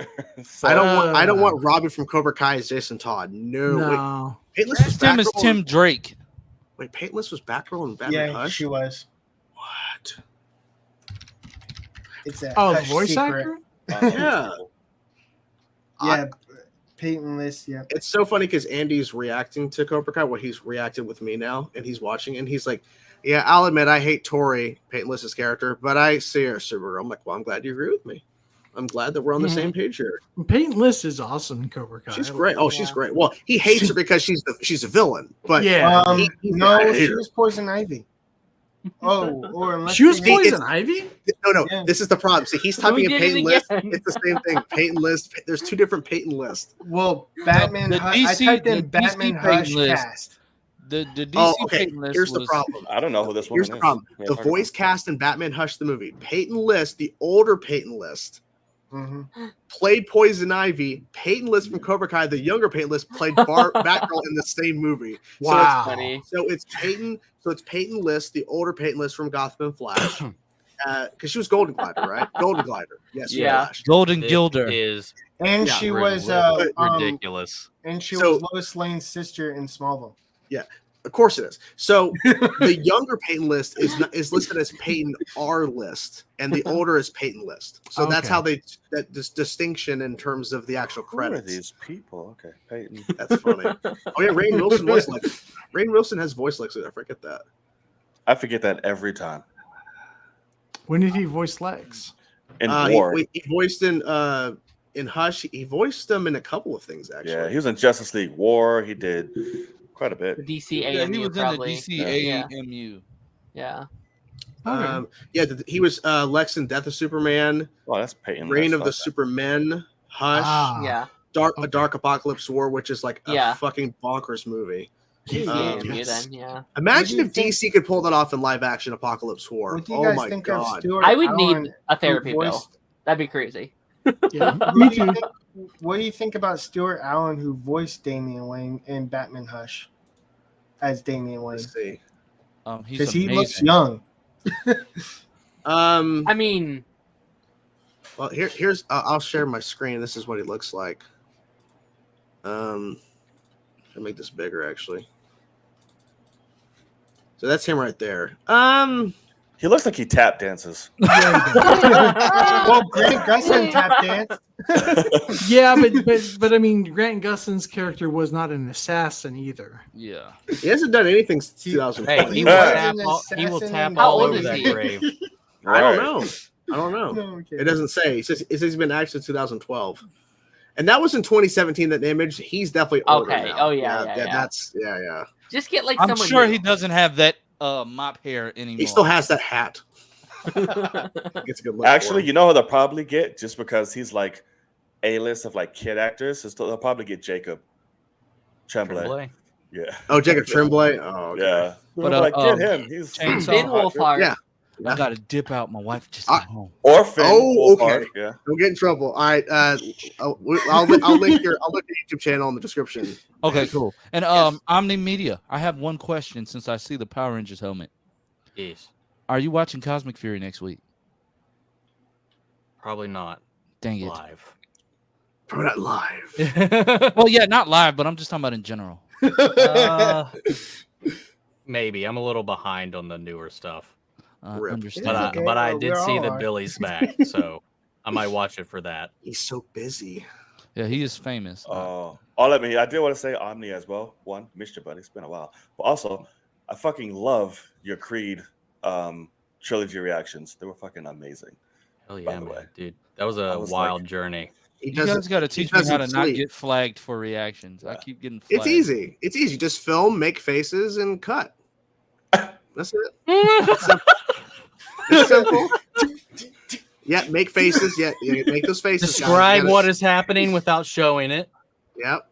Because you show footage, the studios will come to your house and beat you with a bat. Yeah, absolutely. If you're lucky, you'll get a bat. If you're lucky, you can't even upload them to Patreon because they're gonna come after you. Oh yeah, they've come after people on Patreon. Yeah, they're fucking brutal. But yeah, thank you, Lance, for being here, man. Thank you for being here. Yeah, man. And good luck with all the wife being home. Good luck. All right. Love, peace, shit, and grease, man. I'm about to go ask questions about these transactions. Good luck. All right, man. Yeah. Bye, buddy. Take care, man. Who the fuck invited him? Anyways, I love doing that to people. Love it. It's fun. And we're back to the Party Nation. Yeah, back to the Party Nation people. Yes. Yes. What we actually have down there, Daren, the actual good host of Party Nation, who actually knows what he's doing. See, both paint lists were in. Yeah, people are just commenting. Stuart Allen is 23. Yeah, definitely not. Too old. He is definitely not playing. Nope. They have That'd Damian be really Wayne funny though. Damian Wayne's older than Bruce. Just comes in. Hey, Dad. I had a talk with grandfather. What if he's actually Bruce? No, I had a talk with grandfather. Grandfather comes in. He's actually younger than both of them. Right. Right. Like, Finn Wolfhard. Oh my god, that Finn. No. I mean, they may look at Finn. They may look at Finn. I mean, Finn's Joe Finn White though. Joe Carey. Oh my god, Joe Carey. They go older. They just go even older. They could go with the actor who played Podcast in Ghostbusters Afterlife. I've not seen it. I heard it's good though. I heard is Finn good in that? I've heard he was. I don't know. Yeah, he was. He was. Okay. Yeah, he was pretty good. I mean, he wasn't really needed in that movie, but yeah, because I've heard for reactions. It's fun. Yeah, faces like and just to be the only normal kid in the movie. Yeah. Oh really? Basically. Yeah, dude. Really if you haven't seen it, you need to check it out. But as long as good. Yeah, he was like 10,000 times better than he was in The Turning. Good God. Yeah. End me. They could go really old with Batman and cast Ian Glenn again. Look, I think they still need to pull Keaton into the DCU and do Batman Beyond. No, if you want to do Batman Beyond, do that Elseworld. Clooney. I think. I'm sorry, give Clooney Batman Beyond. No way, man. Absolutely, Keaton is the best Batman. Well, that's not true, but. I mean, are you telling me that Clooney is better than Keaton? Well, here's the problem. in terms of they're both great actors, but yes, we're not going to act like Clooney in general is all his fault. If he had a great script and director, he's going to kill that. But he didn't disguise his voice, John. Well, because in that movie, he was directed by a guy who reverted back to the 60s. Yeah. But also at this point, he doesn't have to. He's old ass. I don't give a shit, Bruce. He's old. Yeah, he's already. Yeah, but I mean, Keaton is like the legit age for Bruce Wayne and Batman Beyond now. He's in his 70s. Here's the problem. Even though he was great in the movie, the Flash tanked, and people could easily point to saying, well, part of the reason is Keaton, that people didn't want to see Keaton's Batman, which everyone thought was going to be a selling point. I don't think that's true. I think I think the reason that the Flash tanked is because James Gunn came out and announced that none of these movies make any difference. Even before that, the DCU was crashing and burning. Tim Burton also kind of like said he came out and said that he was. I didn't like it because it pretty much said. Wasn't he referring more to like Nick Cage, the fact that Superman movie? He was pretty much said with his Michael Keaton one. He's like they could pretty much take his stuff and do whatever the fuck they want. Yeah, but he was referring to Keaton's Batman and Cage's Superman as his characters. I was like, bro. Those are Warner Brothers characters. They're not yours. Yeah, it's not his. Yeah. That's like Danny Elfman. There's only one Batman. Then again, it's also the same guy who like wanted to have his name on Night Before Christmas, yet he didn't direct it. Like he did a lot of work, but he wasn't the one who actually was there physically every day shooting that movie. Yep. Yeah. And also the same guy that wanted more control than they were allowed to give, and that's why he left after Batman 2, because like DC was like, look, this is way too dark for kids. We're trying to sell kid toys, and he's like, I don't want to do that. Like, well, then you're done. So why did they release Batman Killing Joke? Well, that's very different. That's I mean, Batman Returns was from 1992, so like the audience was very different than it is now. Yeah, because back then, people that were watching those movies or the Batman movies were older audiences that had grew up reading the comics. Yeah, they didn't have all they had was the Adam West live action show and movie. Like they didn't have what we have today. I mean, literally, as you're mentioning, the best Batman, no question, is Kevin Conroy. Like that's 100%. The best Batman. Well, I mean, they merchandise, they toyified the crap out of '89. Oh yes, they did. I mean, I was alive during that was just in '89, and then in '92, or was it '92? They literally had, as I think we referenced this like last. No, it might have been on the vodka stream on Friday, about how the fact that the Penguin was a horny guy. How could he sell that to children? Like, it's a lot. It's like I didn't mind. That was just a wave at the time. For the Flash, but it was like it had the No Way Home effect for me with Toby. Toby was my least favorite Spider-Man, but it made me appreciate him more in that movie. Yep. Seeing him again, it's the same thing what Keaton did for me for the Flash. But I'm like, if they were to do Beyond for me, I feel like Clooney fits that bill just aesthetically. He can pull off the act, give him good stuff, and all of that. And like to me, he fits Bruce Wayne a lot better than Keaton does. But the only reason Clooney came back for the cameo, and Keaton's like 2'5", so I'm like, I don't know. Well, but the only reason Clooney came back for that small little cameo in the Flash is because they were holding out hope for Christian Bale, and Christian Bale was like, no, I'm not doing it. So they had to get somebody. That wasn't a thing. Here's the question about Christian Bale. If it was instead of Keaton, Christian Bale's Batman that was in the Flash, would that have made any difference? Yes. To the box office. I don't think so. I think no. I think that would have made just like the internet so much worse. Yeah, because can you imagine if they brought him back and then said, you know what? Now we're rebooting. The internet would explode. Yeah, because Christopher Nolan has said that he didn't want any like superpower stuff, and that would have really messed up his universe. I mean, listen, the movie was going to be fucked regardless, no matter who you got.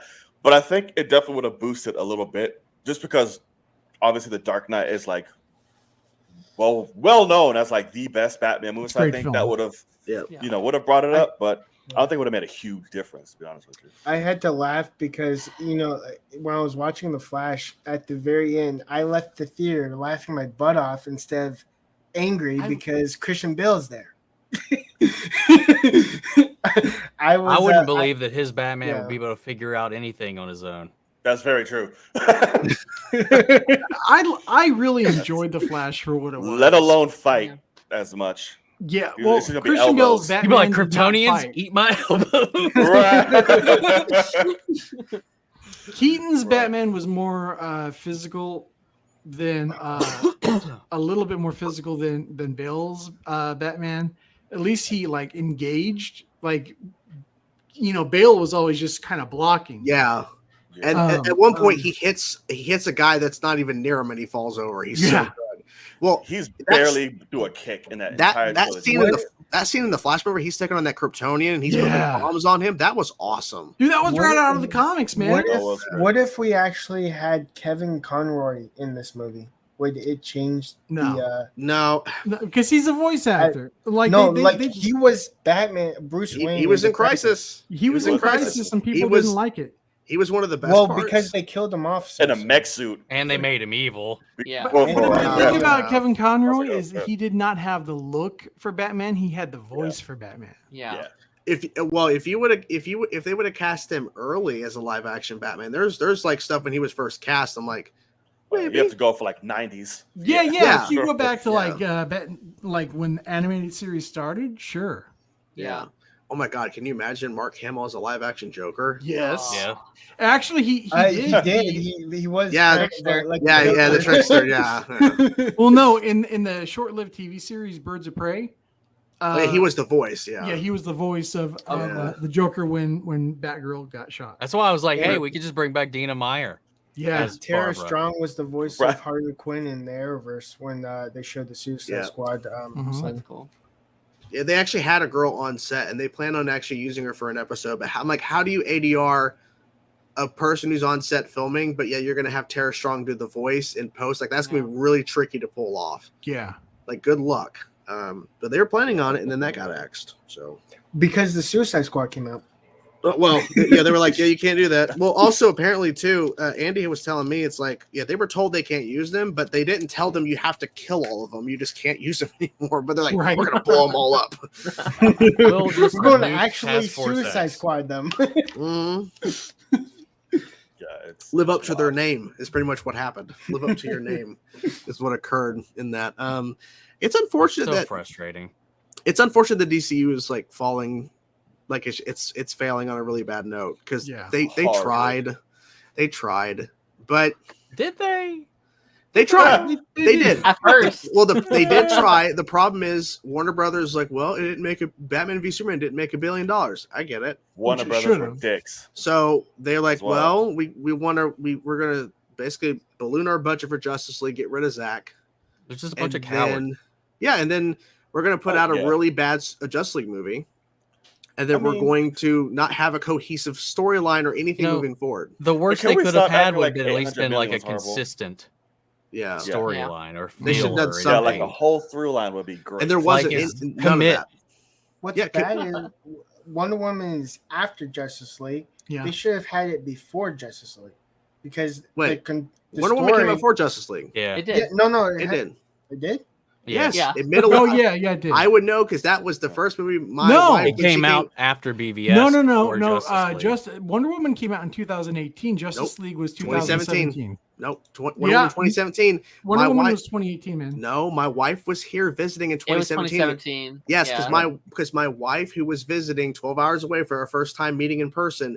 She came down for a couple of days. Wonder Woman was in theaters, and that was in the summer of 2017. Yeah, was it 2017? Yes, yes. Because the release was BVS in March of 2016. August of 2016 was Suicide Squad. Wonder Woman in mid 2017. 2nd. Yep, and then Justice League in November. Yes. Yeah. And I remember because this all started because BVS and Civil War had the same release date in May, and BVS had to move.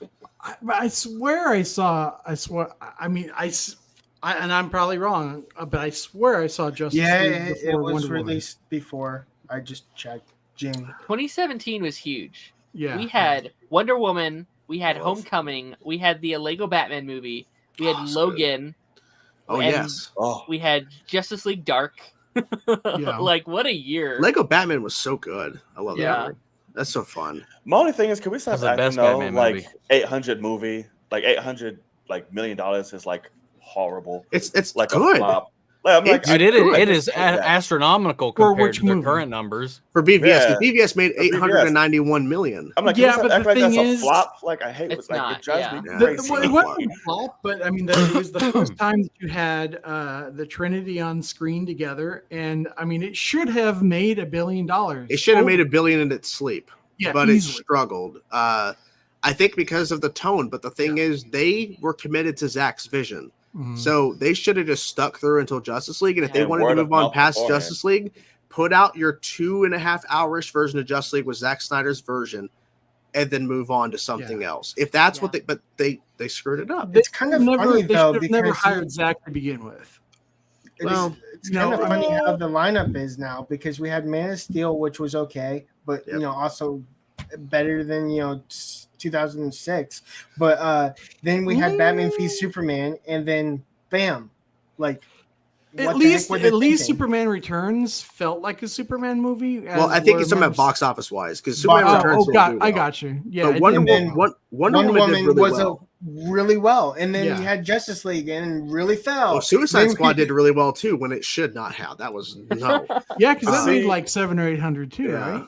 Word of mouth destroyed those movies as well prior, and that's kind of more of a hate for any movie. I hate that. Like, just keep your mouth shut. Let people just watch the movie and then do the shit afterward. I hate it, but it's like those was really like with BVS. Word of mouth killed that movie before it even had a chance to come out. And it's just like it drives me insane. I feel like if that didn't come up beforehand, it would have hit that billion. And then when people see it, it's like, oh, this is very dark. It's not supposed to be. Well, yeah. I still have a problem with the whole Martha. So sorry. I know. Don't say that. I'm sorry. I love it. Systematically, like what that means, like I love it. And I think a lot of people make fun of it just because it is cheesy.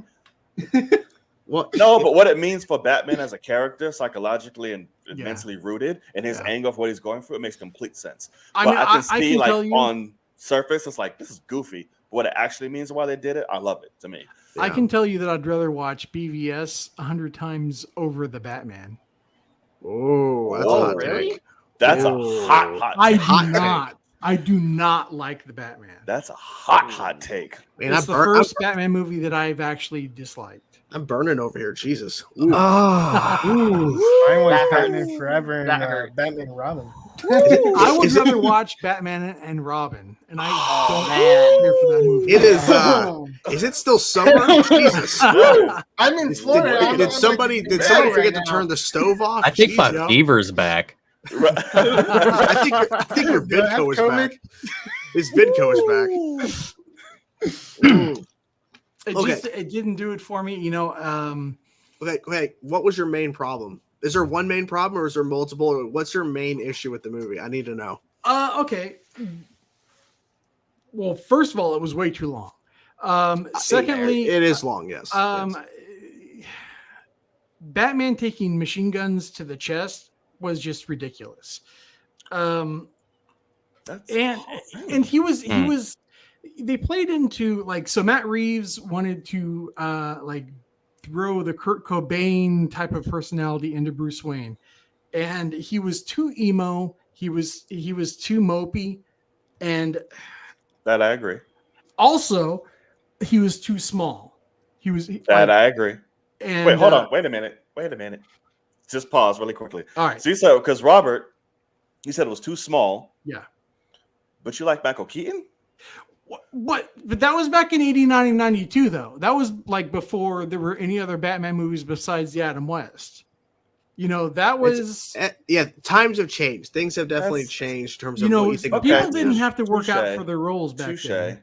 But we went from somebody like Ben Affleck, who like put in the work physically. That beauty, yes. And then you go into somebody like Robert Pattinson. Now, granted, Batman doesn't need to be as big as Affleck was. Yeah. I mean, Batman the Animated Series, he's the perfect size, in my opinion. I would say like he can grow into the role through the years, like each movie. I think that's the plan. I think that's the plan. Yeah. And also, Hugh Jackman is a proto-Bat. A prime example of he was too skinny for X-Men, and he got buff as the story went on. But again, that was different times, though. And with Batman, by the time Batman decides to hit the streets, he's already Batman. You know, even if he's year 1 or year 2, he's still pretty much already Batman. He's, you know, he might blunder along the way, but like his core is still he's Batman. And I feel like in the Batman, he was not Batman. I feel like he was Batman, but he wasn't Bruce. Yeah, that's a good point. Yeah, that's true. He was more like just he was too far the one way. Yeah. What I don't understand is because they never established in this world where his training came from. Mm-hmm. We don't need it, but it made it seem like it all came from Alfred, and I was like, that's good for a little bit, but not for all this. Right. Oh yeah, same. I agree with that, and I feel like even for me, even though his Batman is completely a whole different take, because to me he's not even like Batman, but for this world, I'm like, okay. That's the Batman. It reminds me of the set up and told Batman me. I got it. A little bit. Good comparison. Well, even though Telltale is better, for sure. Telltale, yeah. What I really appreciate, I think we all can. You need to finish it. It's so good. I think we all can agree. The thing they added into the Batman with his eye, like cameras that he used throughout the thing, in terms of like he can actually go back and actually watch his interactions. I think that was the most interesting aspect they included because literally, it's the most detective-y Batman we've had. Yeah, because literally, nope.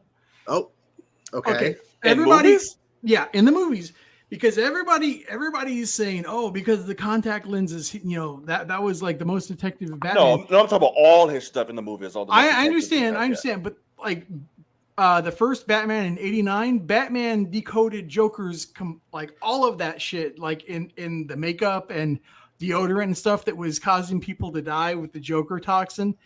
He like figured that out and sent that shit to the newspaper. He was doing that in his chair, like. But it doesn't Robin matter. was like, I'm going around like I'm in it. Yeah, like, yeah. But I mean, that was this like Escamila Abatoshis and like his fingers. I and hear shit. what I'm you're like, saying. okay.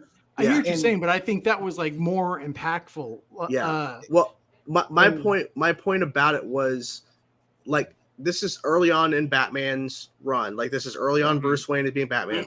Those contact lenses and those cameras allow him to go back and review all of his fuck ups and the things he missed. Because when he's fighting a bunch of guys, he's probably not really paying attention to what exactly they're saying in the moment or what is being oversaid. Because at times he's also talking to other people like Alfred. So if someone's talking, he's catching that on the camera. He can go back and listen to it later. He's diarying that shit. He's like, it's interesting. I think it's an interesting thing they incorporated because we've not seen that in the films before. He can. That was a cool addition. I will admit. Yeah. He could also tell. He could also like rewind and catch people in the lie of what they're saying. Because like if there's ever a question of what went down, like say like the scene where he goes into the funeral like situation where that guy's tied to that chair and he has a bomb strapped to him.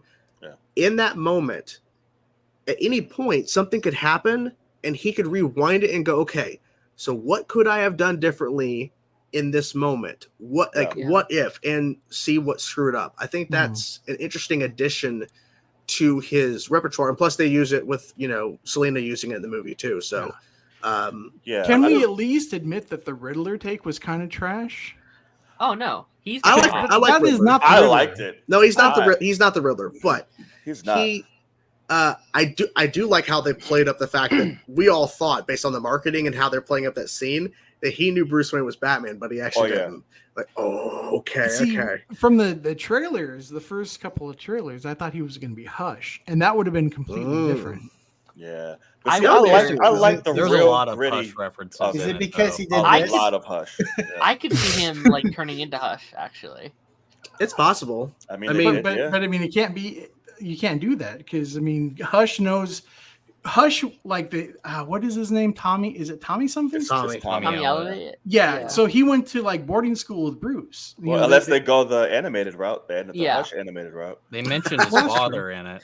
Yeah, they did. Also, too, it's like this is Elseworlds. They can do Matt Reeves can do whatever he wants. You're right. You're right. Because you're not going to see Superman in this world. You're not going to see the Justice League. He's going to do whatever the hell he wants. And the thing is, James Gunn and Peter Safran are going to go, well, we can't say no. He's pretty much crushing it. He's been successful. That's why they gave him the Penguin show. And his Clayface isn't even going to be what we're used to.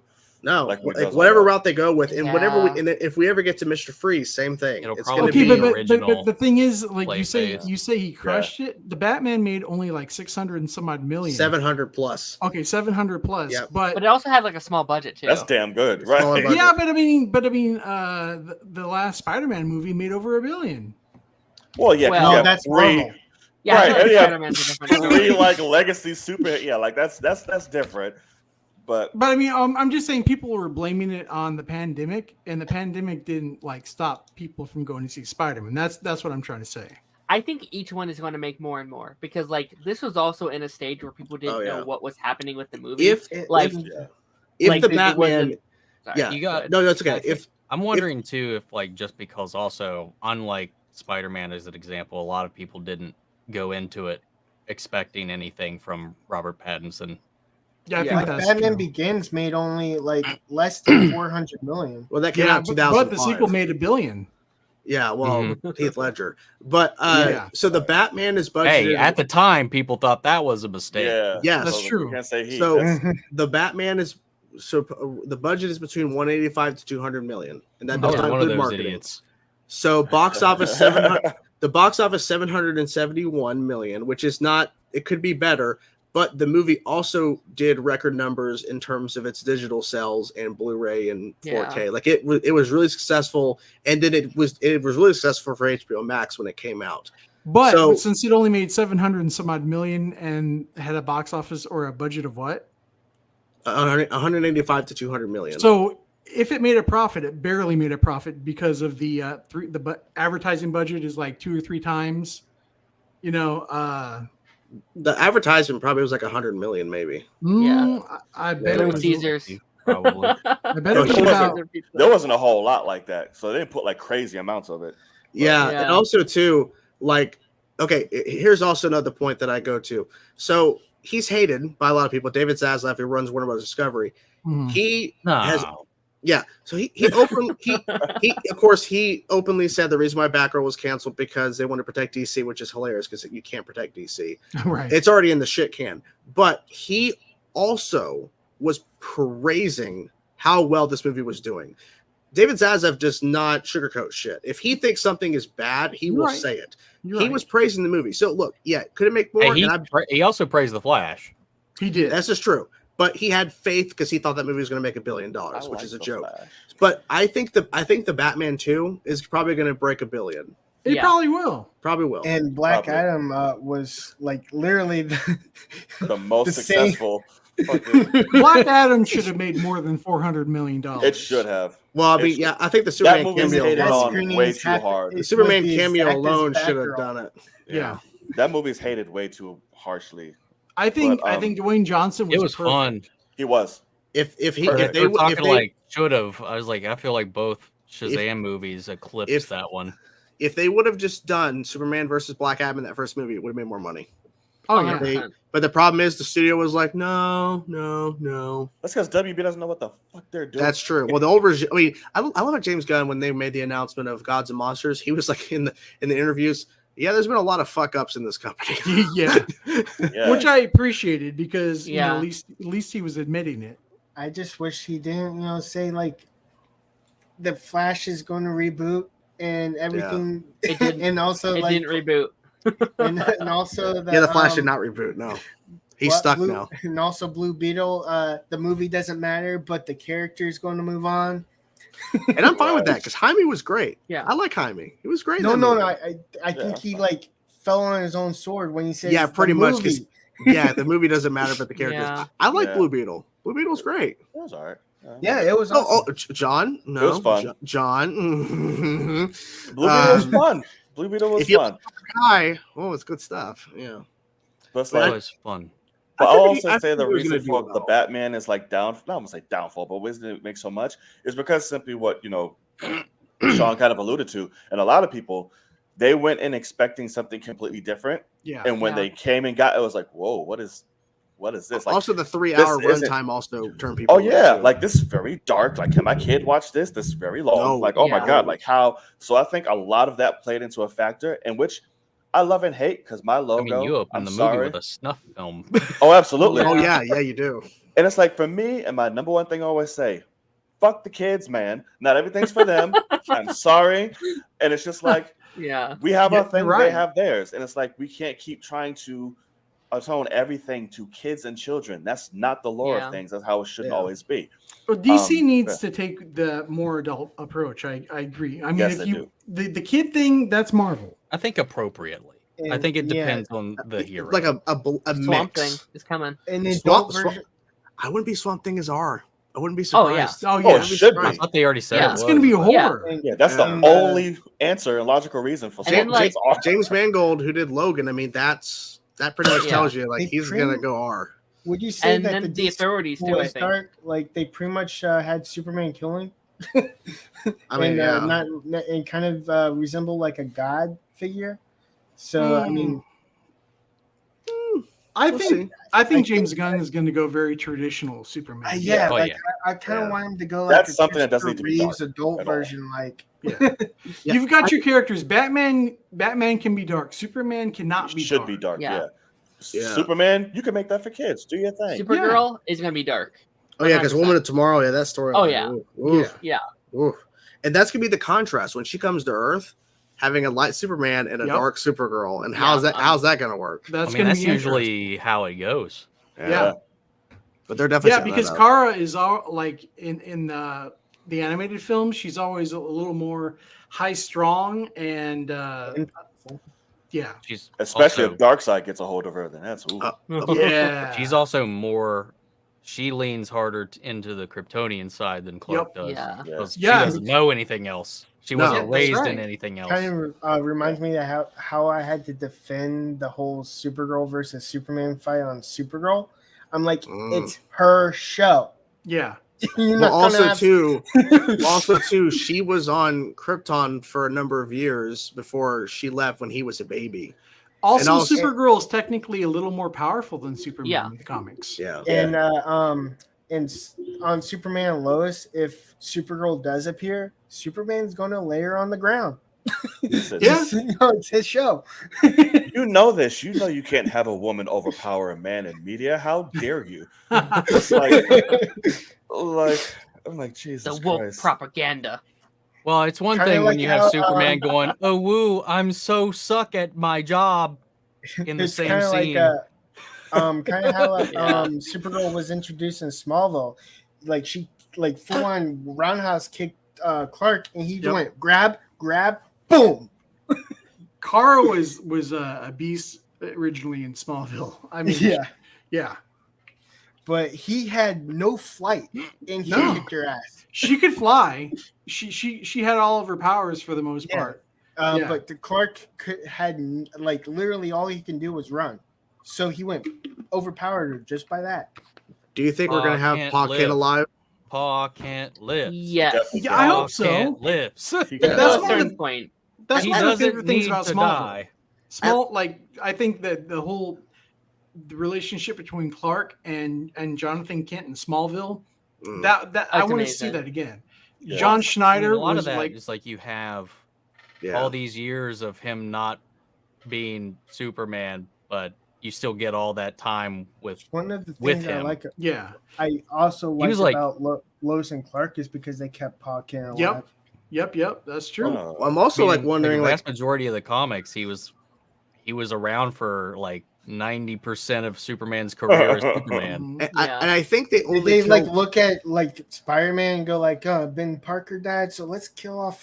I think that's what they're trying to do. I think they've been killing off Martha, or in this case, Pa Kent, because it's a dramatic story point. Yeah. Because it's a canon event. Yeah, he's already got dead parents. Why do we need two sets of dead parents? Right. That's just greedy. But also, Jonathan is where he gets his moral compass, though. Let's make him an orphan on both worlds. Yeah. Well, a lot of writers just it's hard when you think of Superman. There's times where they struggle to come up with an interesting storyline that would give us the stakes for Superman because he's a god. So let's kill off Pa Kent, who he's really close to, but. It's okay, so we can't have storylines with Pa Kent. We can't have those things. I mean, if you watch even just the first season of My Adventures of Superman, Pa Kent is not in it much, but he's there, and it's good that he's there. It allows for, because if he was dead, you also see the mannerisms of him that Clark echoes. Because the few times you see him, you see his the same way he bails when things get uncomfortable. The exact same way that Clark exits scenes. You can see just in these small little moments how he's influenced them. That is my wife.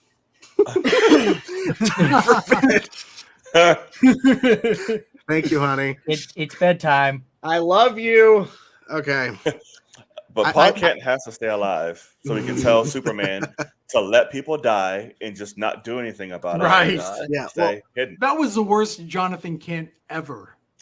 Well, I also wanted to point out, too, when you're mentioning Pa Kent and My Adventures of Superman, where he left, I love the small little moment where he's sitting there with Jimmy in front of the oven waiting for the turkey. He's like, I'm just telling you right now, this turkey ain't done yet.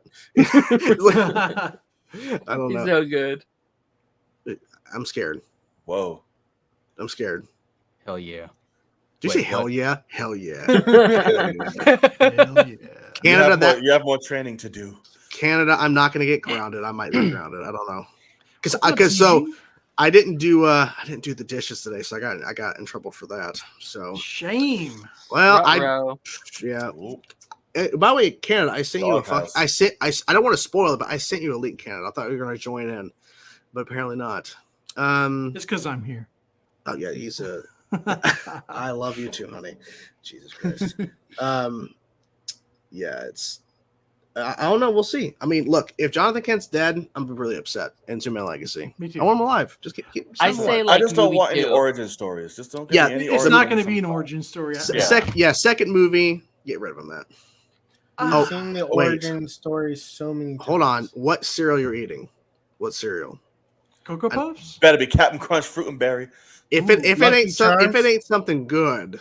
If there's not maple syrup on it, is it then Lucky you're Charms? a failure. He's a Canadian. Maple syrup. Cinnamon Toast Crunch? I mean, that's a good Peach choice. cereal. Yeah. Did anybody have Trix as a kid? Trix. Yeah. That's your Except for Trix. kids. Silly rabbit. Silly rabbit.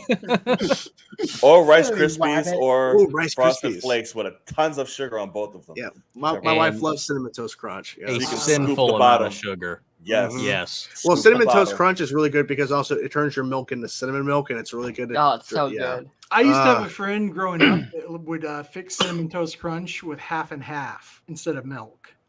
Okay. That would be like the richest, like, Yeah. oh, I can't even. It would have a trust fund. Or down some Fruity Pebbles in like a minute because anything longer than that, it's soggy as shit. That's true. I'm just wondering why Darren's camera's off. Like, what are you doing, Darren? Are you trying to hide from us? I'm tired, so my eyes are like half closed. Oh, It's okay. It's all right, man. So I'm just chilling. I mean, okay, all right, man. If you want to go to bed, man, it's all good. You don't have to stay Maybe on. he's having It's some fine. special time over Hey, there, man. Just I mean, that's Chainsaws true. gotta go to bed Hey. anyway. I gotta go to bed. Apparently, I'm being told it's time for bed. I told her as a joke to jump in. I was like saying, "I'll send you a link. You can jump into the stream and tell me to go to bed." But she's like, "I'm gonna log into my account and tell him time to go to bed." You know, yeah. Any plans, guys, this upcoming week and weekend, or just kind of whatever happens? Anything? Nothing. Well, I'm hoping the Continental's good. Apparently not. I don't know. The I don't early have high reviews hopes. aren't looking great. No. anything on Peacock, I'm sure it's just as big, Peacock. just Oh yeah, well, it is horrible. on Peacock. Yeah. Yes. You know, Once I found like out it was on Peacock. Peacock, Twisted I'm Metal's I'm good. surprisingly okay. Yeah. Peacock is okay. But the original What's even stuff, on Peacock? well, I was literally just Continental? thinking that same thing. I was like, Yeah, okay. other than Twisted I'm watching Metal. Twisted Metal, and that's Peacock That is original a programming. whole bunch of Kevin Hart shit. That's it. yeah. Let's Like, see, there's no reason for me to get it. I don't think. So yeah, so the first show was a thing called Brave New World, which had Alden Ehrenreich, who was Han Solo, of course, the first it. The Solo. Office. The Bel Air show, which is the drama version. That was of, trash. Okay. Yeah. Oh, okay. I was gonna say. The Calling, Yeah, Chucky. a friend They of the made Uncle family, Phil a drug dealer, man. Dude, Chucky season 4. Vampire Academy, I haven't seen second season, so Wait. spoiler alert. Am I? Supernatural up stuff. Academy. Sorry. Are you looking at? Season 3. Huh? Season 3. I made up a season in my head, apparently. Oh. I can't wait. Oh, they got WWE I haven't seen Sports. shit for the new Yeah, they one. do. Oh, and you know they've got the Hallmark Essentials. So Oh, here we go, guys. It's the spoiler man of the Arrowverse, Canadagraphs. no. Hello. CG, what's up? Why does everyone say I do all the spoiling?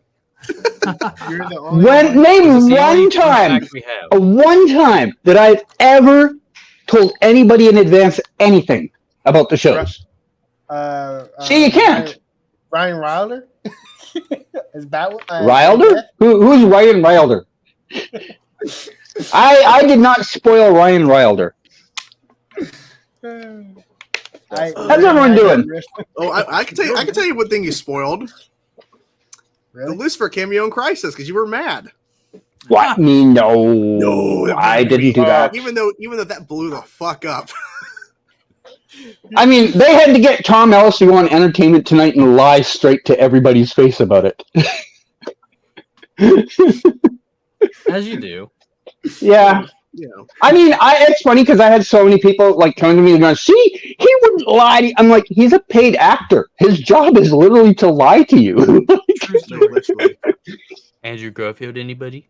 Right. No, I'm not. Remember Tom Holland where he's like, that was a great scene. I wasn't there, but it was a great scene. Oh, it was also funny too when they had him, Zendaya, and I think Jacob, who plays Ned. They're watching the trailer and they're watching a part that clearly is they de-CGI'd out the two other Spider-Man, and he's like, "Where's the?" And then he stops himself like, oh," and then Zendaya was like, "What?" Yeah, he's like, "Where's the what? Which one?" Horrible at that. Yeah. And then that, of course, the infamous too, like where Tom's like, "Yeah, I wasn't there that day when you were falling, but it sounded really cool." I was like, "Dude, what are you doing?" Oh, come on. Yeah, Canadagraphs, he's gonna send the link of Cecile's new enemy in season 0. Oh, season 10, season 0. The fuck? Yeah, Jesus. Yeah. They're really rebooting the Flash. It's so important that they don't even want to have a first season; they want to have a preseason. Yeah, it's a prequel we season. Find to set out it up. that she was actually Eobard's mother. Season 0. Why are you pulling off some great storytelling? That's some great storytelling right there. Well, he's on the writing team. Oh, that makes sense. Yeah, I put him in charge of the beginning and end of the show. Yeah, he's in charge of the Cecile plots for Block A, Block B, Block C, and Block D of the episode. So that's why he knows so much about this. Oh, I see. Shaun just leaves when I get here. Great. Yeah. Daren's had his camera off because he doesn't like us. So he's like, he's like, well, that's fair. Speaking of Pong, though, so do we all agree that they go forward with like the Flash and all that good stuff with James Gunn Visions? Y'all know you'll have your fan cast for Wally's and all that. Yeah. But we all agree for Thawne, for Reverse Flash, that Anthony Starr should play him. We all agree. 100%. Yeah, Homelander. Yeah, I mean, everybody's come to that same conclusion at some point, but you just know because everybody has the same opinion, they will never do it. It's not going to happen. It worked for Mr. Fantastic for 2 minutes. Why not? Before he's like, I'm the smartest man alive. Where am I? I'm the smartest man alive. And now he's dead. Let me tell you how to kill this man. And this guy, let me tell you how to kill this man. God.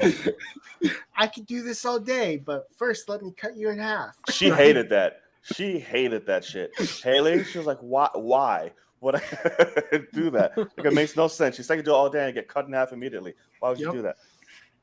The only one that survived the longest was the Xavier. Yeah. Was charged and how Captain Marvel went out was stupid as shit. I'm like, that makes no sense. Wrong window, son of a bitch. And Xavier should have been. I do that once in a while. That was an infinite amount of windows. That was a fail. Right.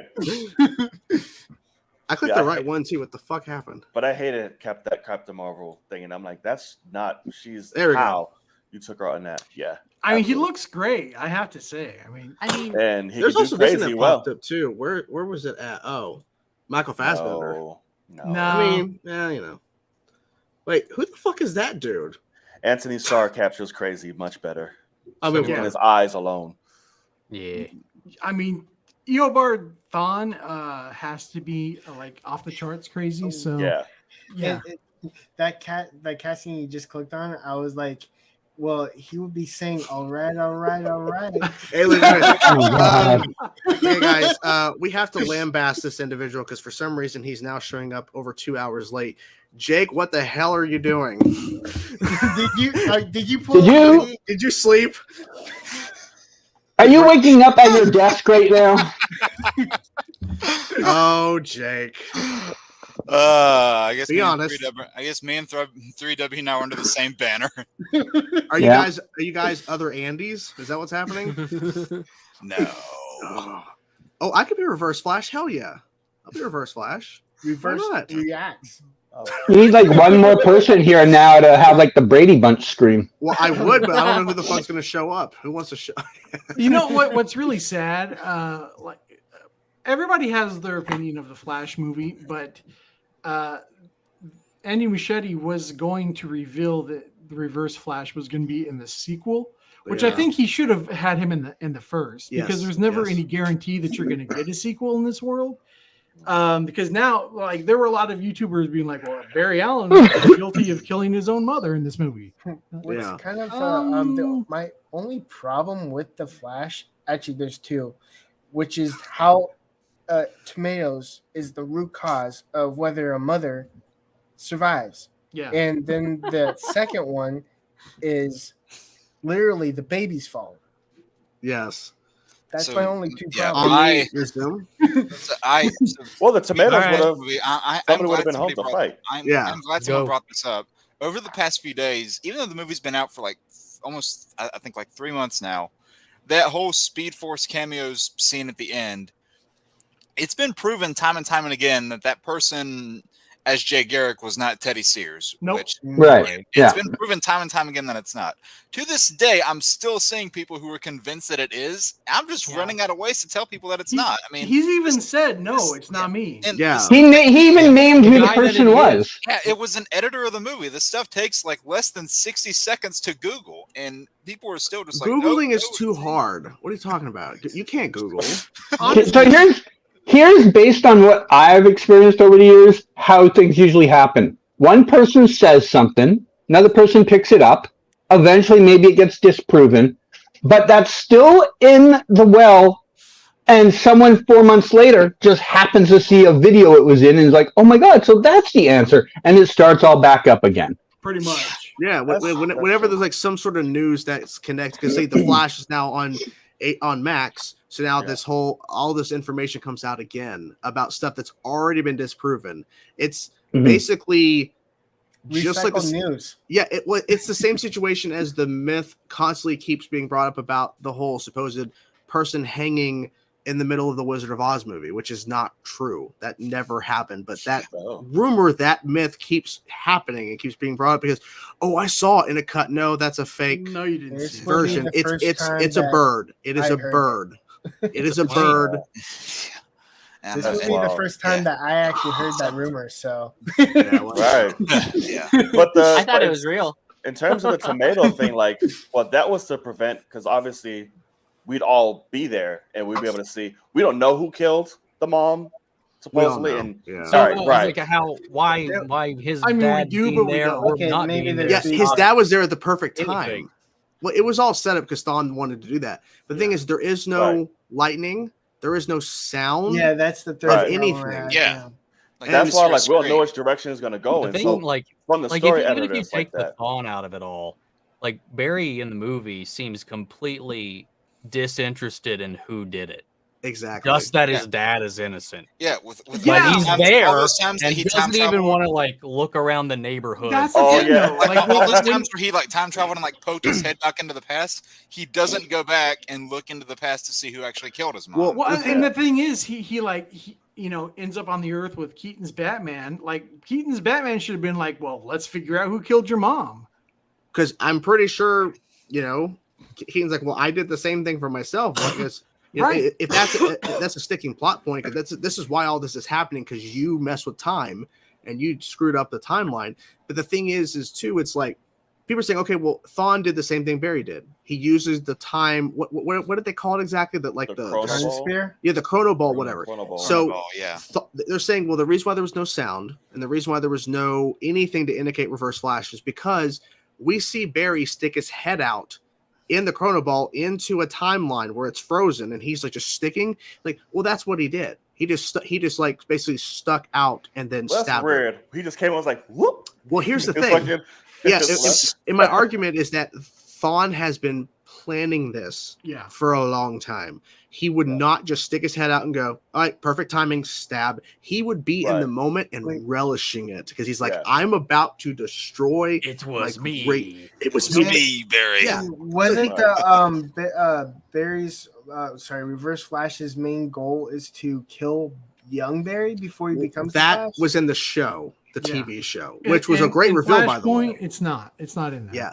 But in this instance, he's like, if I kill, because he thinks if I kill his mom, he won't become the Flash. Actually, it's the opposite. It's what causes him to become the Flash. Yeah. Yep. It's the same thing as in the show. He had a plan to kill Barry, and then he killed the mom, and then he realizes, I'm stuck, and it's a permanent time. In this instance, Thawne never gets stuck.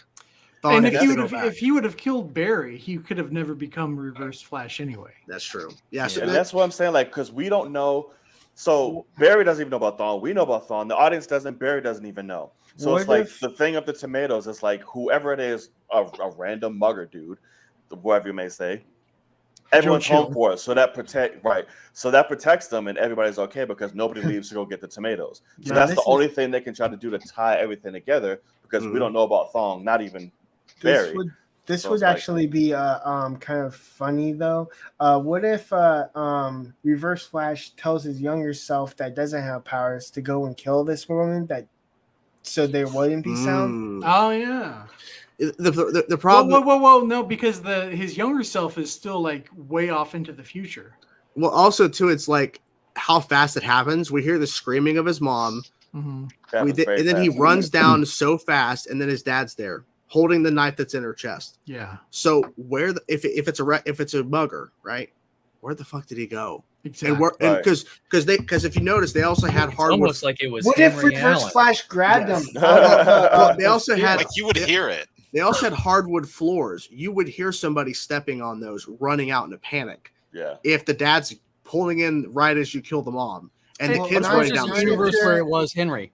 In the comic book, didn't he phase like his hand through her? He didn't stab her or anything. I mean, right? In this case, there was a knife. It was personal. Full-on knife, yeah.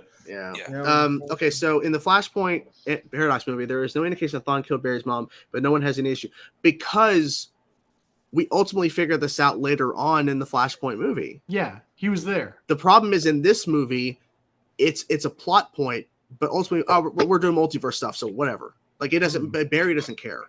Like that's the problem. But that was my issue with the movie. Is like why are you not trying to, look into your mother's murder? I mean, well, then the movie would be over. And that's why he goes into forensics anyways. Yeah, which was not addressed. Yeah, right. So, I think she mentioned that. Iris mentioned that. Oh yeah, Iris did. Okay, yeah. I need the 4-hour director's cut. I want to see it. There's a lot that like was the best defense I saw for it was like he knew going back that he couldn't investigate because he needed to not butterfly effect things.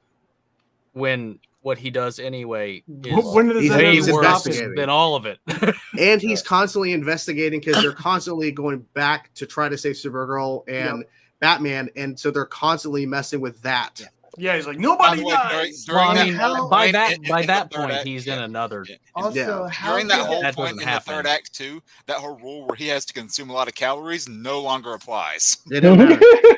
And how does moving tomatoes on the top shelf fix another Batman? Like, bring another. Because you also the other Batman is from all the things he wrecked earlier. Spaghetti. Yeah. Right. The spaghetti. Keaton's dead, so I still prefer the explanation from Jay to Barry. I like that one. The whole cup that's still the best to me. And then he passed that on to Nora too, didn't he? Like he used the same example. Mm-hmm. Yeah.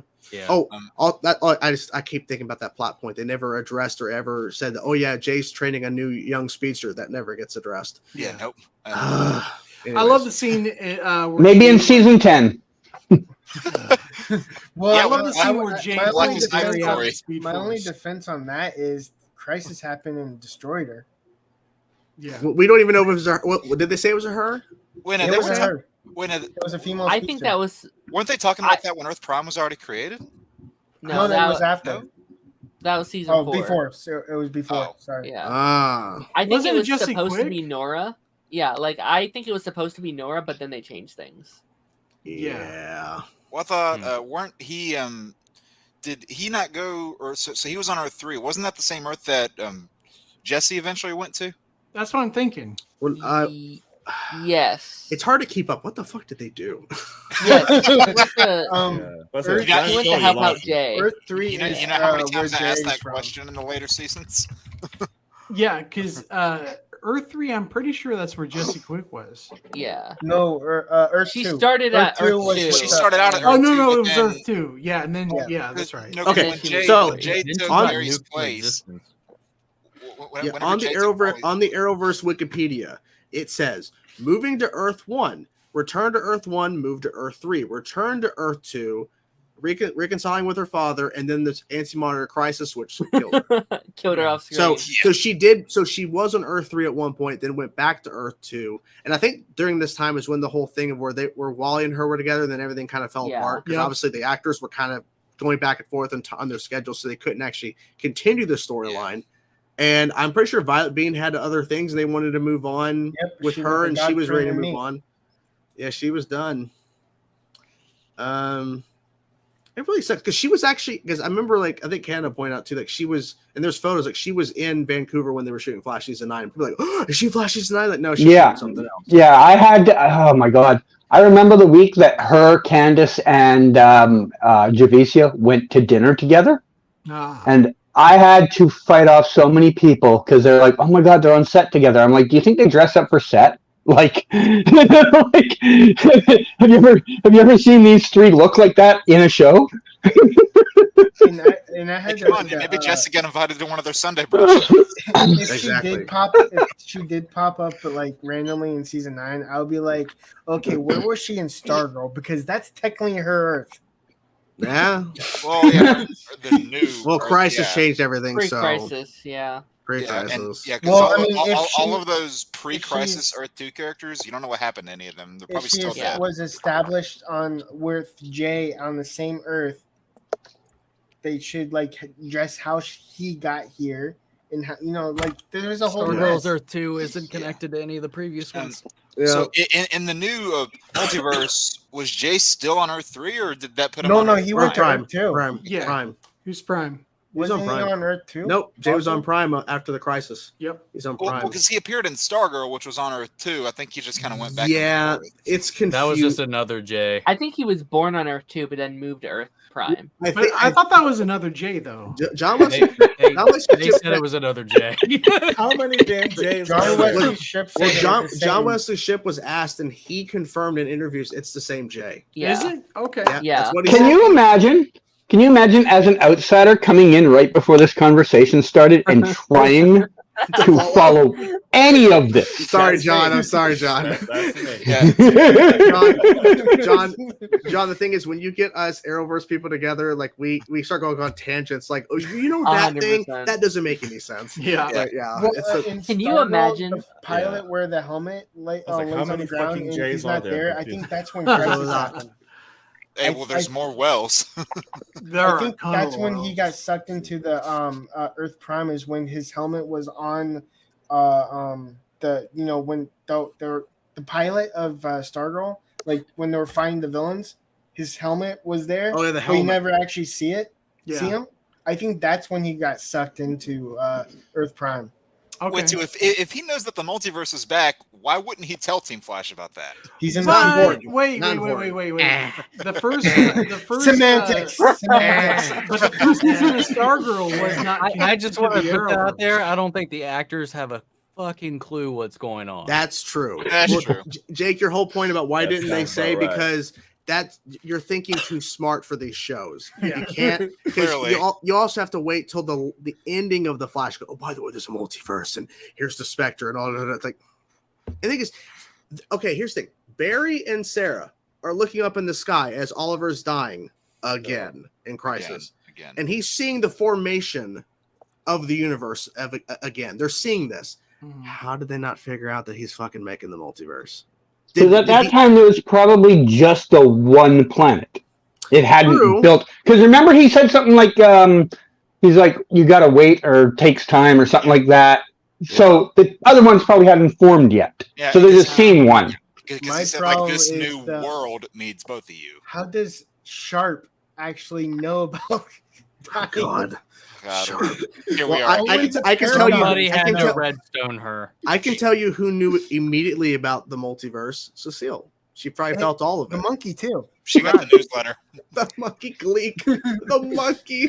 That There's a also monkey never in addressed this again. Gleek Yeah, was no, no, never. I don't know. I was thinking Grodd because he somehow knew about Grod Crisis probably 2. knows. Grod's too Rod smart. Yeah. can mind read. He probably mind read the He's Flash. Professor X. Yeah. And all this was a mind fuck. For the West. Literally. Can you imagine Grodd rolling around in a wheelchair? John, even if you did watch The Flash, you would probably still be confused on what the fuck we're talking about. You're like, I can't follow. I fucking watch the whole show and I forget shit. Like, oh, that happened. Yeah. You just smile and wave. Smile and wave. The reality is, at the end of the day, you're talking about a 9-year fantasy sci-fi show. 9 years. I'm just talking The Flash in specific here, but if you want to go all together, 10 years.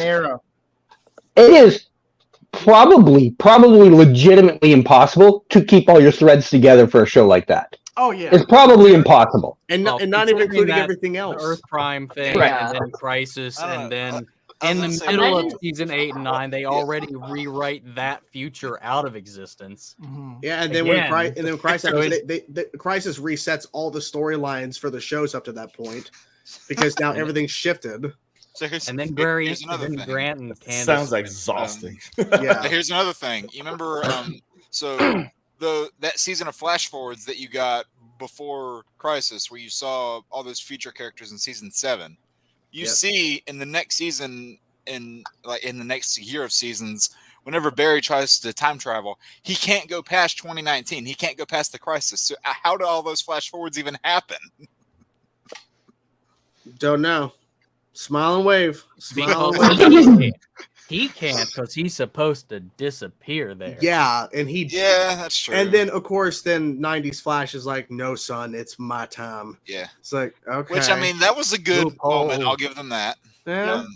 And they really improved John Wesley Shipp's original Flash suit in this crossover. I mean, it looked exactly the same. It was just darker. Yeah. Well, darker, grittier, man. Well, it was darker. They made slight changes to the ears, but also there wasn't so much fake muscle padding. And when they first introduced him, it's so weird. Stephen Amell is in the Flash suit. It's weird. It's like Grant. And his suit that he's wearing looks way better than the current Flash suit at that time. Yeah. Oh yeah, he was in the worst Flash suit. Like Jesus Christ. John Wesley Shipp still has the best Flash suit of all actors, in my opinion. That's good. And the effects through the years changed so that now he has lightning. Yeah. It's not just like a blur that you see with the camera. Yep. I still have that whole season on DVD, like that whole season of that 90s show. Yep. I do too. Me too. Yeah, I do too. Yeah. I got it. I also got Smallville 10 season. Nice. Every damn time. Of course you do. Smallville is the highlight of DC TV. If we ever go through one of these and he reason doesn't we have mention the Smallville, I'll know we have a fake. Jake, if you were here the whole time, which that's coming from your pay, by the way, that he has mentioned Smallville at least 5 or more times throughout this stream for some different reason. Smallville. Oh yeah, that person was in Smallville. Oh, that person was in Smallville. It's Smallville. But I mean, it's okay. The only good thing they did was Lex. Oh, hot take. I mean, that's still the best Lex. Well, I'll say that was. I don't know if that was the only good thing that they did. I'll say it was the best thing they did. 100%. I am the villain of the story. Yeah, they gave us. I don't know, man. The 2-part JSA episode was pretty dope. Yeah, that was pretty good. And I'm just being mean. I don't know. It is kind of funny when you think about it. How like CW, their whole journey with DC, it started with Superman, and now it's ending with it. So. Yeah, 100%. Well, actually, Smallville started on I will say, the WB. I think there's a lot of rose-tinted glasses when we're looking back at Smallville, though. Nope.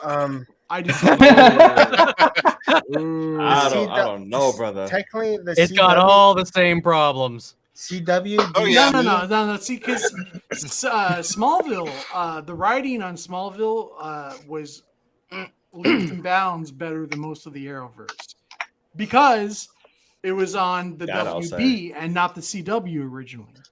And it's still technically true. The CW started with the DC Superman, which is season 6. Yeah. And it ends with a Superman on DC. Yeah, you're right. You're right. I don't know. For me, it's Smallville and Gotham. For me, I love Gotham. I love Gotham. Yeah. So Gotham is what Smallville was intended for. Last season. Yeah. What is that? Smallville Last season was a little rough. Well, for Gotham? Yeah, it was. They rushed a little things. I just wish that finale would have been a 2-hour finale. Because 2-hour finale. So many things wouldn't. Well, I also say too the Ace Chemicals episode of Gotham. Oh yeah, that was fantastic. Oh, that was good. So good. Oh, that was really I'm good. still kind of iffy on the final look of Joker in that. Like I get it because they couldn't do the traditional green hair, so they went the route of like he's burnt and everything. I get it, but it's like I liked his second iteration. I think season 4 was probably the best season of that show. 100%. Yeah.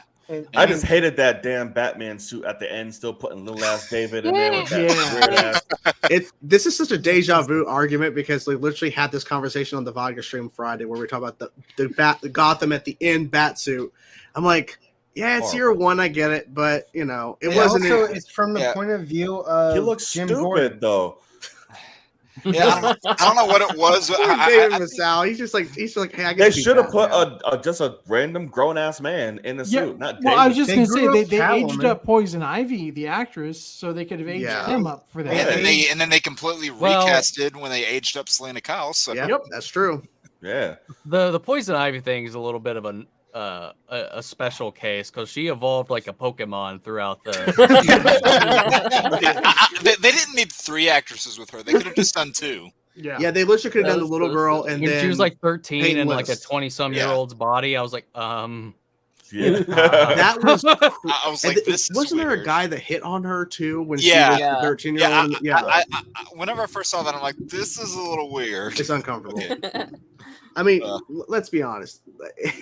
But she was a Pokemon. Yeah, Penguin and Riddler were amazing in that show. Oh yeah, that was probably that is how you do a modern Riddler right. That's my favorite. Maybe a little bit of a hot take here. I did not like Riddler in the Batman. Nope. So. We had this conversation, Jake. If you heard earlier, because Shaun gave his points, he's like, he did not like that movie. But they were great. They should have got together in that show. I'm sorry. Penguin and Riddler. Yeah, they had so much drama with each other. Like they were like, that's the thing. Like it just. I was like, just fuck. Penguin was so funny, man. He was. He was great. He had to break down every They were the episode. best parts of the show for me. 100%.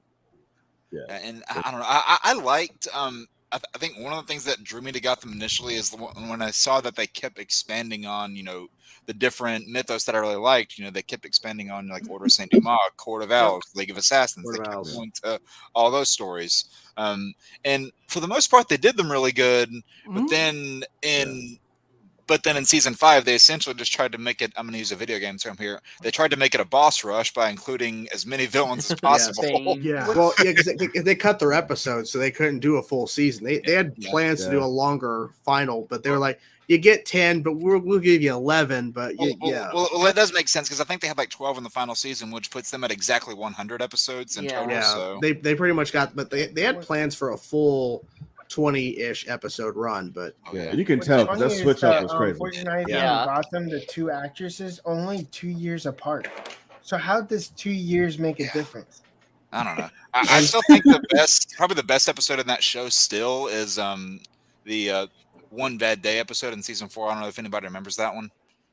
One Bad Day. It's like the one where he like has those bombs in the towers, and then it ends with Selena getting shot in the manor. Jerome. Yeah. Oh no, Jeremiah. No, Jeremiah. Because Jerome's dead by that point. I get this mixed up. So to me, that's the best version of Joker is Jeremiah. Yeah, like in that purple suit, perfect. Yeah, it's amazing. Lovely. Yeah, lovely. And then of course that wasn't actually Harley because of course she dies, but no, because it's setting up Harley. What did they call her? Like Echo or something? Maybe was that her name? I think it was Echo. Yeah, it sounds familiar. Yeah, and like I hated Race. That was the big. You hated who? I hated Race. Race. Yeah. Race. Whatever. And the actor was. I don't see Race. I thought I don't know 10 different times. I don't see Race. Each version, Race, Roz, whatever. Each live action version of Roz has been like they've excelled at something, but we haven't gotten the whole package yet. Like Liam Neeson, I think was probably the best actor out of the 3. But he was whitewashed. He was. That's true. And then the guy from Arrow, Matt Nable, I think is his name. He definitely had the best fight scenes and choreography. And then the guy from Gotham, I think, did like the best at portraying what you would see from the comic character. Like, I think he probably did the best portrayal out of him. He looked funny. I don't know. He looked weird. Especially they should have just been bold and fucking killed Oliver when they fought Raish. They just kill him off. Well, I mean, they killed the show for a year and a half. So. They did, but I'm just saying, like, hey man, you kick him off a mountain, he should be dead. Yeah, I'm in my rewatch right now. I'm a few episodes into season 5 right now. Oh, so you're back in the good stuff. Okay. Yeah, as soon as season 4 ended, I was like, finally. Thank God, I'm back in the good stuff. But I still got to sit through. Well, no, this wasn't nearly as bad, but season 7B was a little bit of a for me too. Like after he gets out of prison. Gotcha. Because it doesn't seem like they had a clear goal at that point. Because speaking of the Arrowverse, I still have a problem with Phantom Girl not actually being Phantom Girl. Oh boy. Oh yeah. The act. I was like, we're getting another Legion of Superheroes right here. I think that was going to set up Justice U. I think that she would have been inside that show. Justice U. And then it didn't happen. What Justice U got picked up? You say? Awesome. Okay, David. Where we heard that before. Finally, I can watch that and Green Arrow and the Canaries on the same night. I am surprised that they didn't put because I think we said it before in one of these streams where they put the Legends of Tomorrow resolution in one of the Earth Prime comics. I'm surprised they didn't do that for Green Arrow and the Canaries. Because no one would read it. That's true. No one would read it. Well, they explained in one of those comics how Oliver had to come back again as the Spectre. So apparently, like, that's quote unquote the first time it happened, but of course no one ever saw that. So the only time you see him is when he pops up at the end of the Flash. Yeah, because he shows up at the end of that series of comics to tease, I guess, another event that's not probably going to happen. This again at this point. Mine's better though. Yes, your presents, kids. Oh my god. Yeah, it's just Oh yeah, I forgot that too. And until that comment just brought it up, I forgot Jada Pinkett Smith was in that show too. Oh yeah, hell yeah, Fish Mooney, man. I forgot that too. That was original character, right? She was great. Character at all. I think so. Yeah. She was original. Fish Mooney. She got so annoying. She was great. She I don't know. They fucked her up towards the end. I was like, yeah. She did. They did. Yeah. Yeah. And then they tried to make her homeboy Solomon Grundy and all that. Yeah. That was the one thing. That was the start of the things that I was like, all right. Are you sure? They're trying to rush. Yeah, see, I got annoyed all the way back into season 2 whenever they tried making, like, I can't remember the character's name. I think he's original, but they tried making him into Azrael. I'm like, okay, you're just slapping the Dumont name on this original character and say, hey, here it is. Go with it. That was weird. The suit looked awesome. I'll give them that. Like, the suit looked really good. Yeah. But I was like, this doesn't make sense. Not really. It was weird. Because who was that character before he was Azrael? Just like a random like he like gathered a bunch of like villains, including Jerome. Like yeah. Because he broke like Jerome, Barbara, and a bunch of them out of prison. And then he went crazy. Yeah. Oh, because he died, and then he like Strange brought him back through some Dr. Frankenstein shit, and then he died again. That's very strange. Whenever they blew him up. Do you guys remember the clone Bruce that they teased, and it was like or something like weird storyline. Yeah, there were a lot of weird storylines when you think about it.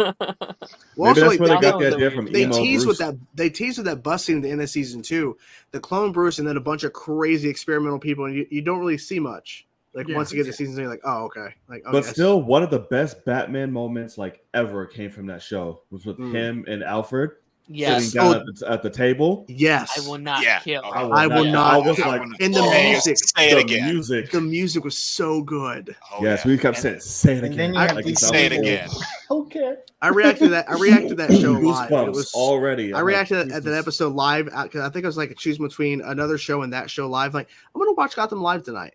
I'm so glad I did because I caught my reaction to that moment. I'm like, this is amazing. Because that episode alone was great at the carnival and all that with him. And, oh my god! Like at that point when it aired, I think it was like 3:14, I think somewhere around there.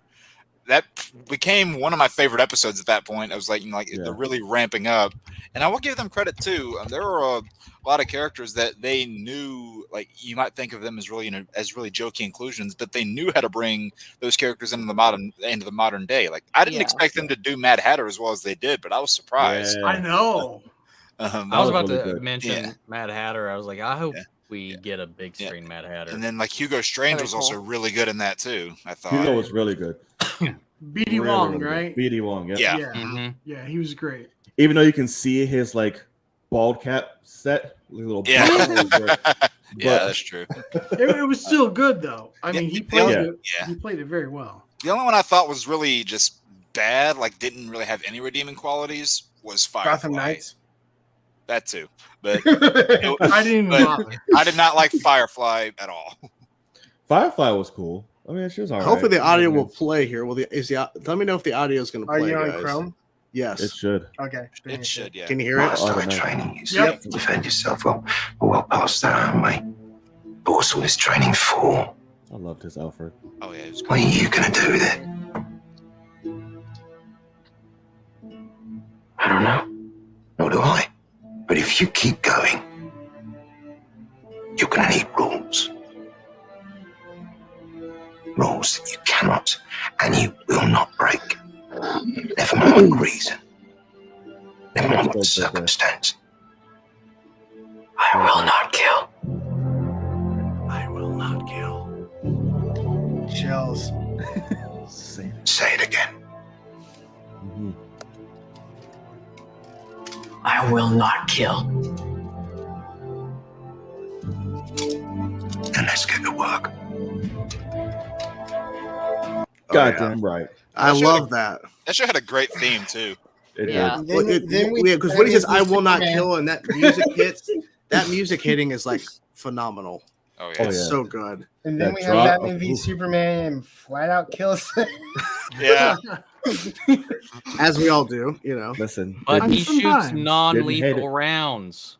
Yeah, I mean, technically, it's in defense. He always shot after he got shot at first. That guy that got like thrown with a box. Yeah, that was not non-lethal. I want to see the full and uncut he didn't version of kill that that scene. guy. The grenade did. It's his yeah, fault guys. It's like he indirectly kills people. But there's parts in that scene that we haven't seen. Remember, there's different shit in the trailer that's not in the scene itself. I want to see the full.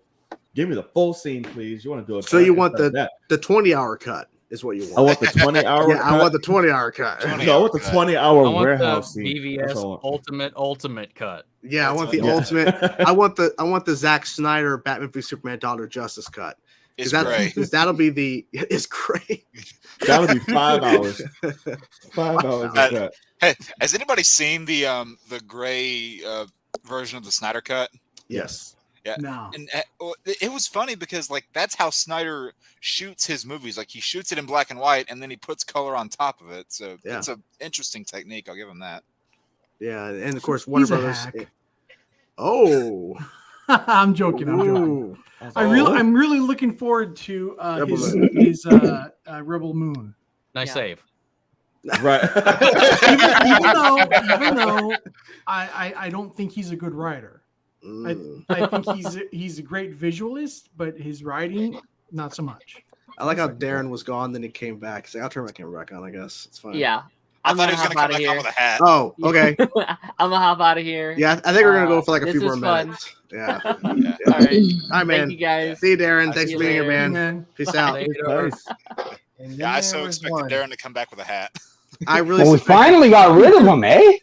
That guy. Now there's only one Party Nation guest. Only one Party Nation. Well, it was just me and you at the start. It was Team Arrow without Diggle. So sorry. That's not Team Arrow then. Yeah. That's the B Squad. The B Squad. Sorry. It's like Wildcat. He was copying me. Yeah, pretty much. Oh gosh. Oh man. I'm never gonna let this down. Sorry. I'll be on time next time. Well, what happened? I gotta know what happened. I was working, and then no joke, I just dozed fell off. asleep. Yeah, it was. I was at this chair. I really wish you would have clicked in so we could have had you on the stream, and me and 3W would not have spoke. Just waited until maybe. I just trying to wait. Yeah.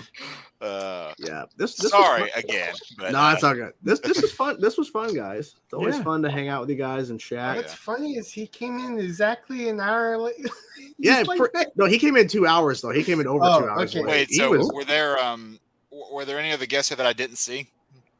Oh, you missed a lot. They had you missed so they had the actress that plays Cecile. Yeah. They DJ Eric. Chris Klein was here. Cicada was here. Yeah. No, you didn't miss anybody. Stephen Amell wanted on, but Stephen Amell. I'm like, no, man, you got to pay me $5. I'm not going to pay you $5 for Instagram. You got to pay me $5 to get in there.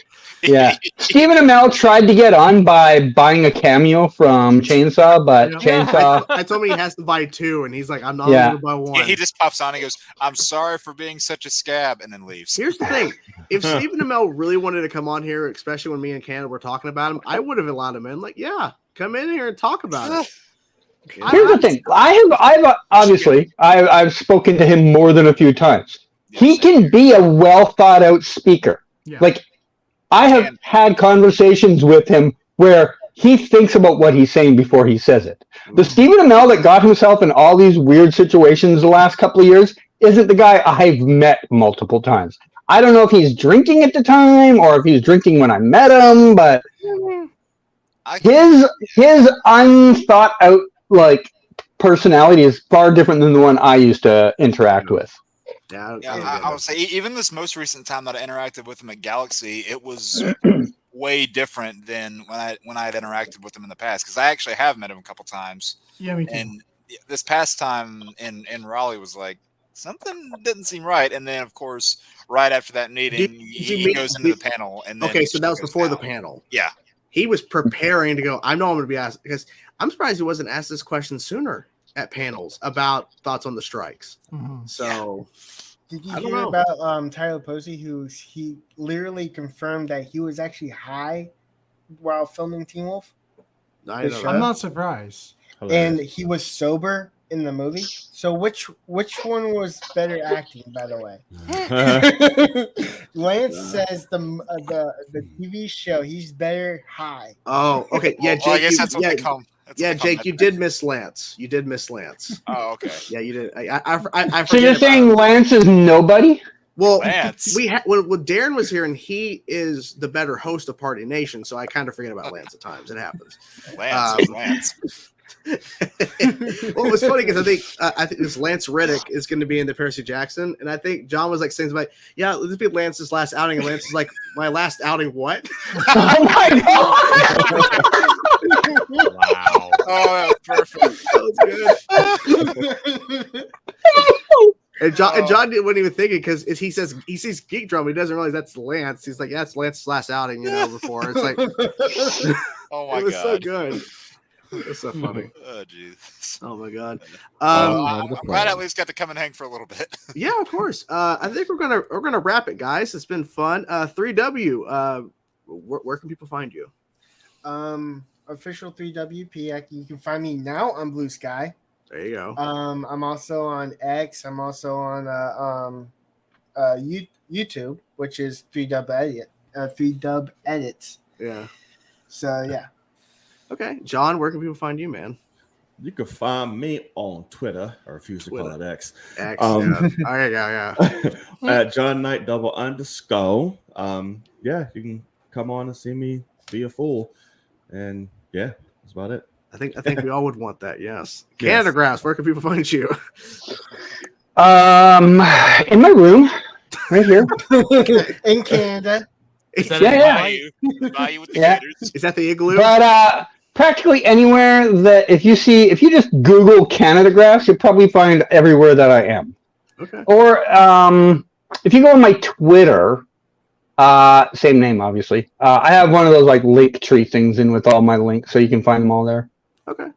Omn1media, where can people find you? Fucked up. This is pretty much everywhere, unless you're this creep. What's funny is he's not let Omn1media on PS4. He's actually Omn1media plus something else. Jesus. I think it's like what? Stalker alert. I think it's TTV. Yeah, TTV. Because I just wasn't using it. Yeah. Shaun, where people find you, man? You can find me on OnlyFans. No, I'm just joking. Premium. Yeah. Yep. YouTube, Twitter, and I'm also on Blue Sky. There you go. Yeah, I just sent you a follow. Gotcha. Oh, cool. Jake, where can people find you? So you can find me as anywhere displayed right here. I actually used the right hand this time. There you go. So you can find me there on YouTube, Twitter, Twitch. I think my Facebook page is even still active. And yeah, all those places there. I try to upload, 2 or 3 times a week. And yeah.